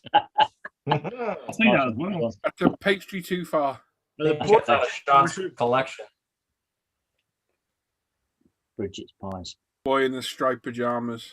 Yeah, that's quite good actually. That's a good, yeah. It's sad, but quite good. Difficult watch, huh? Yeah. Same as that. Was it Empire of the Sun or something? Empire. It's a brilliant film. I love that film. Yeah. Schindler's List. Yeah, that's a difficult watch as well. Mm-hmm. Big Liam Neeson. Somebody say steak. Schindler's Lifts. Pardon? Schindler's, they make lifts. Yeah, indeed. Oh, Oh, no, I'm I not. think it's much of a joke after this, Simon. it's It's a good job you didn't have a speech impediment, wouldn't it? I'm just stating. Yeah. One that's, It would have been. Hang on, there's a punchline. If he'd had a speech impediment, it would have been Schindler's List. Yeah, would have been. War of the Worlds is not on there. Which one? Well, yeah. The first one? I actually I like the new one we took with I don't mind the Tom Cruise one. the Tom Cruise one, yeah. I don't mind that one. It's not The bad. only But the original music to War of the Worlds is awesome. So Yeah. Well, we found out the other day someone in here has never listened to it. Never listened to it. Oh yeah. I can't remember who it was now. Was it you, Si? No. No, I've I never know listened it. Was. Yes, Who hadn't listened what's to his it? name? Wait. I've never. Only time I've ever listened to it is when you lot are playing in it. It sounds crap. Ah, I'm disappointed in you. Aye, Tim. I am, Tim. I'm I don't disappointed. know, Luke. We were sat in here the other day, and it was somebody. Right, who was it? You heard it. who was it? I can't remember. It's all the regulars. Yeah, I can't remember who it was. it wasn't. Was it Chunk? No, it wasn't. Was it No, Chunk? it wasn't Chunk. No. No, Chunk's got taste. Chunk is a man of culture. Tony. Mike. Luke, probably. Not you, Luke. The other Luke. No, Young Luke. No. we'll find I out. can't remember. I can't remember. You need to listen to Jeff Wayne's War of the Worlds. Brilliant. I've never Yeah. listened. In a dark room. You need with to stick some headphones. headphones on, Tim, and just listen to it as the story. It is Yeah. superb. The story, Tim, but it's good quality music, so you need headphones on to listen to it properly. Yeah. Isn't it just music? There's no sound. No, There's no there's like There's a- words in it. it's Just a bit the like words. audio. Music, there's no sound. Sorry, what is No, music? I mean, there's no talking. But I've ever heard you There's playing narration. Tim, there's narration in it. It was a live. It's a bit like an audio book with music. Yeah, it was a live. It sounds like a bit kind like a of. musical, and I don't like musicals. Well, it's a very good musical. Oh, hang on. I don't like musicals, but good God. Andy Callis. Journey. Oh no, there's been a film. Ah, it was Andy. Yeah, it was Andy. Callis. Andy, you need to listen to that. Andy. Yeah. Oh, You Andy. need the bloody chat down. Mind your own business. Oh, what's it? Tim, Wait, Tim, seriously? seriously, give it a listen. Yeah. You can watch a live performance on YouTube of it. Now you're all going to take the piss out of me, but I actually No. really, I really, Go, hang on, wait, this is going to be Never. comedy gold. I can tell. I really like watching. I really enjoyed watching La La Land. What? And Well, the Teletubbies. yeah, that's it. What is La La Land? Yeah, you know what's La La Land? No. About the dancing? Yeah, it's the musical. It's the Jesus, musical Tim. where it's got the guy who plays jazz and the girlfriend's going to be an actress. So you won't watch a world-renowned Jeff Wayne's War of the World. Wait, hang on a minute. That won a hell of a lot of awards. La La Land. That It says doesn't War of the even- Worlds. I wouldn't admit to that in this group, mate. No harm. No, I don't care. La La Land is a really good film, and I don't like musicals. Musicals are really one thing I don't like. Yeah, I'm not a fan of musicals, Tim. No, If they start don't like singing them. in films, I'm out of there. Yeah. One I did watch, which I was actually really surprised how much I enjoyed it, Mm. was The Greatest Showman. Oh, Oh yeah, I thought that was brilliant. yeah. It was. I enjoyed that as well. Really Yeah. enjoyed that. That's what made me watch La La Land. I'm thinking, well, I like that. It was a musical, and I saw that come out. It had loads of good reviews. And I'm like, I'm not watching it because everyone says it's good. And then I watched it, and I was like, no, this is actually really quite good. It's actually really quite good. Have I entered some sort of parallel universe? Yeah, or- yeah, No. yeah, it's- Yeah. but Yeah. The Greatest Showman and La La Land, excellent. Listen, you'd be Have you surprised. watched The Greatest Showman? I Luke? watched about the first 20 minutes. Oh, you didn't Oh, give it enough time. It's good. Yeah, Great Showman is it's a really good good. film. I did not think I'd like it. Trish was like, no, I'm going to watch it, and I'm like, all right, I'll watch a bit of this. And then I sat there, and I was more enjoying watching it than she was. She's like, it's a bit stupid. I'm like, shut up, this is a good film. Yeah, Yeah, people say in the chat there, War Horse. That is a really good film, actually. Yeah, that is a very good film. Steve was saying in chat that when War of the Worlds, that the original first aired on radio, it caused absolute mayhem because people did, thought yeah. it was real. Yeah. People thought it was real. Yeah. They thought we were being So Andy's saying he has now listened to it, War of the Worlds. What did you think? Andy, what did you think of it then? So I'm just saying, moving on. I'm not ashamed to say I enjoyed The Greatest Showman. I thought it was very, very good. I'm with you. I thought it was a brilliant film. I watched it. The only musical I've enjoyed watching the film was Annie. Mamma Mia. No, with the Freddie Mercury. Oh, Bohemian Rhapsody. Bohemian Rhapsody. Oh, I enjoyed that. I wouldn't really class that as a musical, really, though. No. But yeah, that's very, very good, though. Well, if you like Bohemian Rhapsody, have you watched Rocket Man? I did. I've seen Rocket Man. Yeah. Yeah. I really I like film. Bohemian Rhapsody much better. I really don't get me wrong, it's an awesome film, Bohemian Rhapsody, but you're right, I thought I enjoyed Rocket Man as well. Andy's saying he liked it. I really like watching the film about Eddie the Eagle. Oh no! This is where you go. You know, I watch this music. I'm watching shite about some crap skier. He was a man with a plan. Well done, Tim. At least it distracts everybody from talking about me and my lack of knowledge on film. Andy's saying he listened to several different versions of it. The original's the best, in my opinion. No shadow of a doubt. Yeah, Gary Barlow put a version of it out, which was, What, War of the Worlds? Yep. Oh my god. He did, honestly, because Rachel bought it for me for my birthday. Yeah, I think he did some of the did the live and the thingy bit. And I thought, oh god, this is going to be shit. Was it? Yeah. Yeah, of course he was. It's Gary Barlow. I had to sit and listen to it and thank her for buying me for my birthday. I haven't watched it, listened to it since. Yeah, Ben saying in the chat, Highway to the Danger Zone. Yeah, that's a cracking song, that. I'm glad you listened to it, Andy. I can see you've also come up there with Rocky Horror Show. I think in the hangout tomorrow. I think Saturday will be War of the Worlds. Some music for us, I think. Sounds good. Yeah. Count me in. I'm not joining you lot. Listen to me, huh?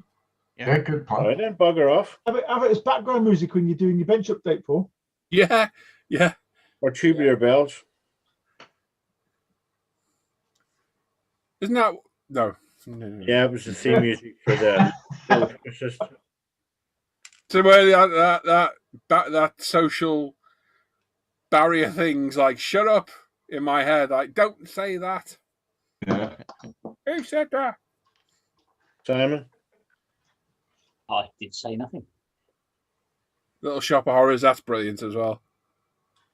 Seriously? You must have watched Little Shop of Horrors. No? Yeah. Oh, there's the dentist. No. Oh, No. Tim, you have to watch that. It's so funny. Yeah. As Norman just said, Steve Martin as a dentist. It's superb. Yeah. I think It's I've great. watched little bits of it, and Yeah, it's a story though. That's the thing. You can't watch little bits. You got to listen. It's Yeah. played out as a story. It tells the story as it goes. Seymour, yeah. Feed me, Seymour. Oh, who's the one that's up in the I chair? remember bit. See, I might have watched it all, but I remember bits of it, and it's not a film I've gone, oh yeah, it's just. Yeah.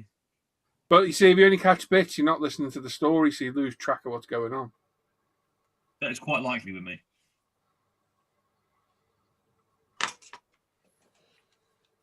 And that's funny as well. Paul Chris was saying Clint Eastwood singing in Paint Your Wagon with Lee Marvin. I've never seen that. I've actually never seen that film. Brilliant. It's a good film. It's really good. Really good. Superb film, mate. Oh, okay. But him and Lee Marvin do I Was Born Under a Wandering Star. It's brilliant. Yeah. Was a superb film. Classic. Especially with the bull in the tunnels. Yeah. Hey. Was born under a Yeah, it's a real good film to watch. star. It's a good film, yeah. Good Western. There we are. So we just missed like musicals. Yeah. It's not all about modelling. Luke's lost a lot of any respect he had for a lot of us. The Greatest Showman. Behave yourself. Damn good film. I have seen Cats 3 times in the West End. Why?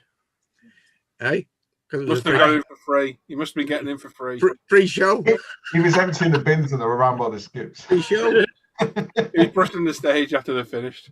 Yeah, all three of them three. He's cleaning out the kitty litter more like. You're pushing a bit far now, Simon. Oh.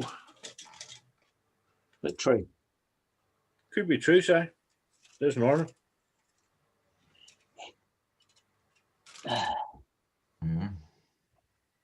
Right then, we've got a giveaway to do, innit? And that's it, we're done. Yeah. Yep. Cheerio. Yeah, fine. See you later, mate. Take care. I'm going soon.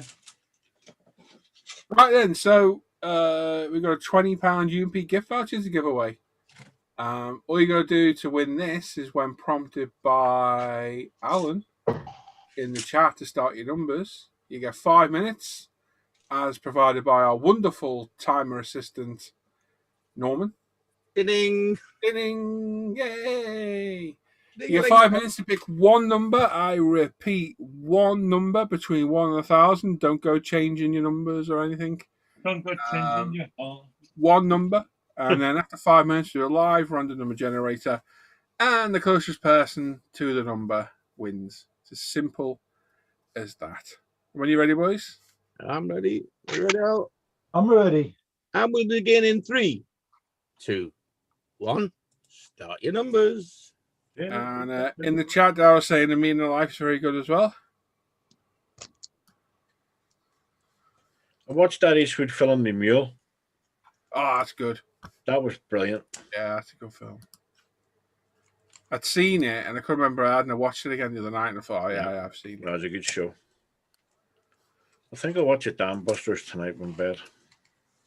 I've got an inclination to watch Predator again. First one? Yeah. Yeah, that's always a good one. Way ahead of its time, wasn't it? Yeah, it was good. Yeah. Andy Callis mentioned one of my other favorites was Patton. Yep. Now, granted, if you can get by the M48s and the M60s as Panzer tanks, out in the desert, but everything else about it, I really like. 4 minutes, folks. You have 4 minutes. Yeah, it's good for them.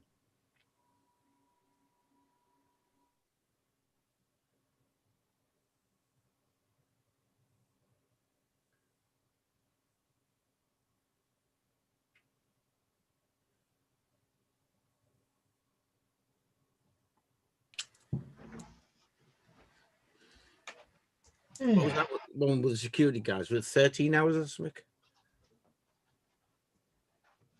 You part-time, no? Hey.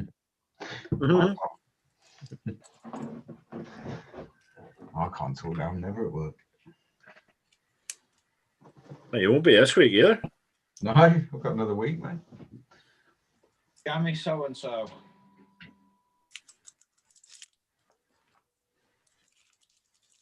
Do you get the offer look of doing overtime on your holidays, or do they not bother? Yeah, all the time, mate. Do they? 3 minutes, folks. You're down to 3 minutes. Yeah, they're used to big 2 weeks off and should be in probably 8 days out of the 2 weeks. Yeah. Yeah. I made the decision that I was going to have 2 weeks and not do any. Just right, mate. I can't wait till I can go back on holiday. This I'm trying to get. Is that Sherbet Lolly? Is it, Sam? Aye. My fingers trying to get the plastic off. Cut it with a knife. It's a bit dangerous for me, Norman. I'm using these. I meant not your finger, the knife. The body. I know, burn yourself on it. Oh, Sam's back in hospital. It's a very good film. They just walked in and Trish is watching Terminator. Oh, what a classic. Great film. Yeah. I was going to send you some of these for your birthday, Norm, but I thought, nah, don't like them that much. 2 minutes, folks. You're down to 2 minutes. I've still got some somewhere, Sam. I know. I was waiting for you to send me. I think some in the cupboard in there. I have a few of them over there in a box. Don't believe that. You got any jelly beans, have you? Yeah. Got any jelly mixtures?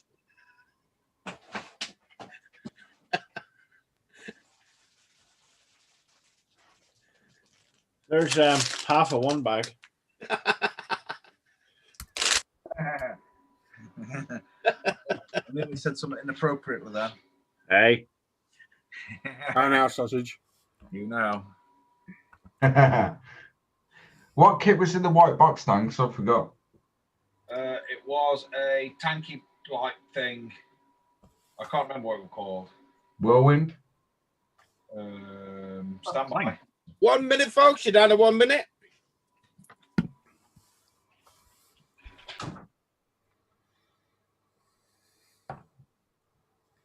It's a Two Rocks Prime. Nice. Yes, I have had a glance in the box, and yes, yes, very nice. I've had a look at that Fiat as well, and that's also very nice. Good. It's got In the Valkyrie Martini scheme. Do you know what? I was just looking for some more Martini decals on the Tinterweb a minute ago. Weirdly, Nice. it won't be a Warhammer one. Put it that way. No. And dingling time starts shortly. Here we go. folks. Norman and his little dingaling. 7, Get dingling in. 9, 12, Dingling. 32, 3, 0, 2, 9. Dingling. She's gone and done it. She's gone and done it. Of course. Claire just got an enormous dingling.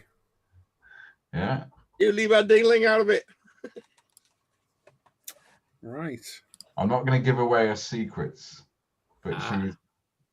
We were chatting last night in the hangout, and her brain works so well. How she does it. Yeah. Got I a like quantum mine. computer under her desk. Is Johnny out for you guys for 635? She's out, mate. Yes. Yeah. Johnny's out again. Yeah. Yeah. Bloody hell, Johnny, you need to get your number in earlier. Right, is that sharing? Is Right, so on random.org, I've got 1,000 in there. Gonna click this. This will be the winning number. As always, the two people pick the same numbers. The first person that picked it wins. If you think there is one, please don't shout out in the chat because these guys will check it. And Alan will announce the winner when they've all decided. So the winning number for the £20 UP gift voucher is 945. Oh, There we have a winner. Do it every week. Oh, we have a winner. We have a winner. Right, just go through them. No way. Ah, Wow. boom. Yeah. What was it we said last night, Jim? Counting the cards. Yep. Counting the cards. No, That's amazing. I'll be no good at that. No, because there's only 36 weeks in the year to do it, mate. Anyway, hang on a minute. Wait. How many cards did you just do? Why? I'm counting how many you did. Otherwise, What? I said that. We can do That's just, 5. what did you say, Tim? That's just noise. Bang on the button. Yeah. Bam. You know others. Agreed. Just make sure there's one before that, and that's it. I can't see one before. No, Yeah, I've checked that'd be very 3 strange. times. Nothing there.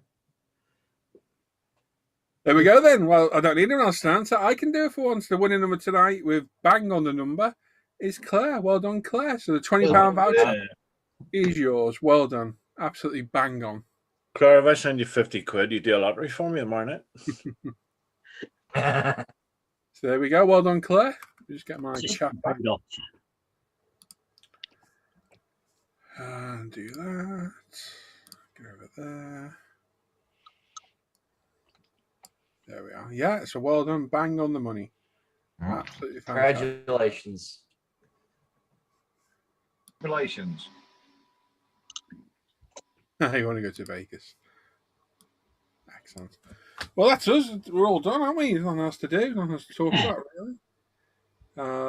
Wow. Did she really, Michael? Claire literally had the exact number. No way. Really? Nice fun. Well done, Claire. I hadn't noticed. What was number 145 and Claire had 145, wasn't it? 145. I think it's a bit low there. And Claire say models for heroes, please. Oh, thank you, Well done, Claire. Thank you, Claire. Nice one, Claire. That brings the total up to 174. Lovely. Excelente. Well done. Superb. But there we go. Excellent end to the night. Bang on number. We don't get that very often. Nope. And yeah, the end of our show. So don't forget, tomorrow, 3 o'clock, go to Luke's channel. Look at Luke's live feed where he's interviewing Mr. Simon Shorey. Oh, yes. Michael said it was 9:45. Oh, right, okay. Awesome. Anyway, moving on. Yes, seeing Claire's comment about Models for Heroes. I know there's a bit of a delay in the chat, but there's something else happening in the chat. Is it a full moon? Talking of Models for Heroes, I will just mention before we go off air. Yeah, go on, mate. Model Officers Mesh YouTube channel are doing a 48-hour build. It's running now. I think it started at 7:30. Running all weekend, and it's to raise money for Models for Heroes. So even if you're not taking part in the build itself, just pop along. There's a Just Giving link, and any money at all will be greatly appreciated and very well used. So go and have a look at them. I'll do that tomorrow. There you go, worthy cause. Fully. That is for sure. So yeah, check out Luke's channel tomorrow. Have a look at James's channel over the weekend. I'll have a bench update up tomorrow. We're live on Sunday morning again, live on Wednesday morning. So pop in. The offer hangouts are open all day, really. If it's open, you can join. If not, you can't. War of the Worlds Day tomorrow. War of the Worlds Day tomorrow. Yeah, and there we go. Thanks everyone that's watched. Everyone's taking part. Well done to our winners and your generosity tonight. It's absolutely fantastic. We will catch you all on Sunday. Enjoy your weekend. Enjoy your night. Stay safe. Stay sane. And we will catch you all next time. So take care, everybody. Bye-bye. Bye. Bye.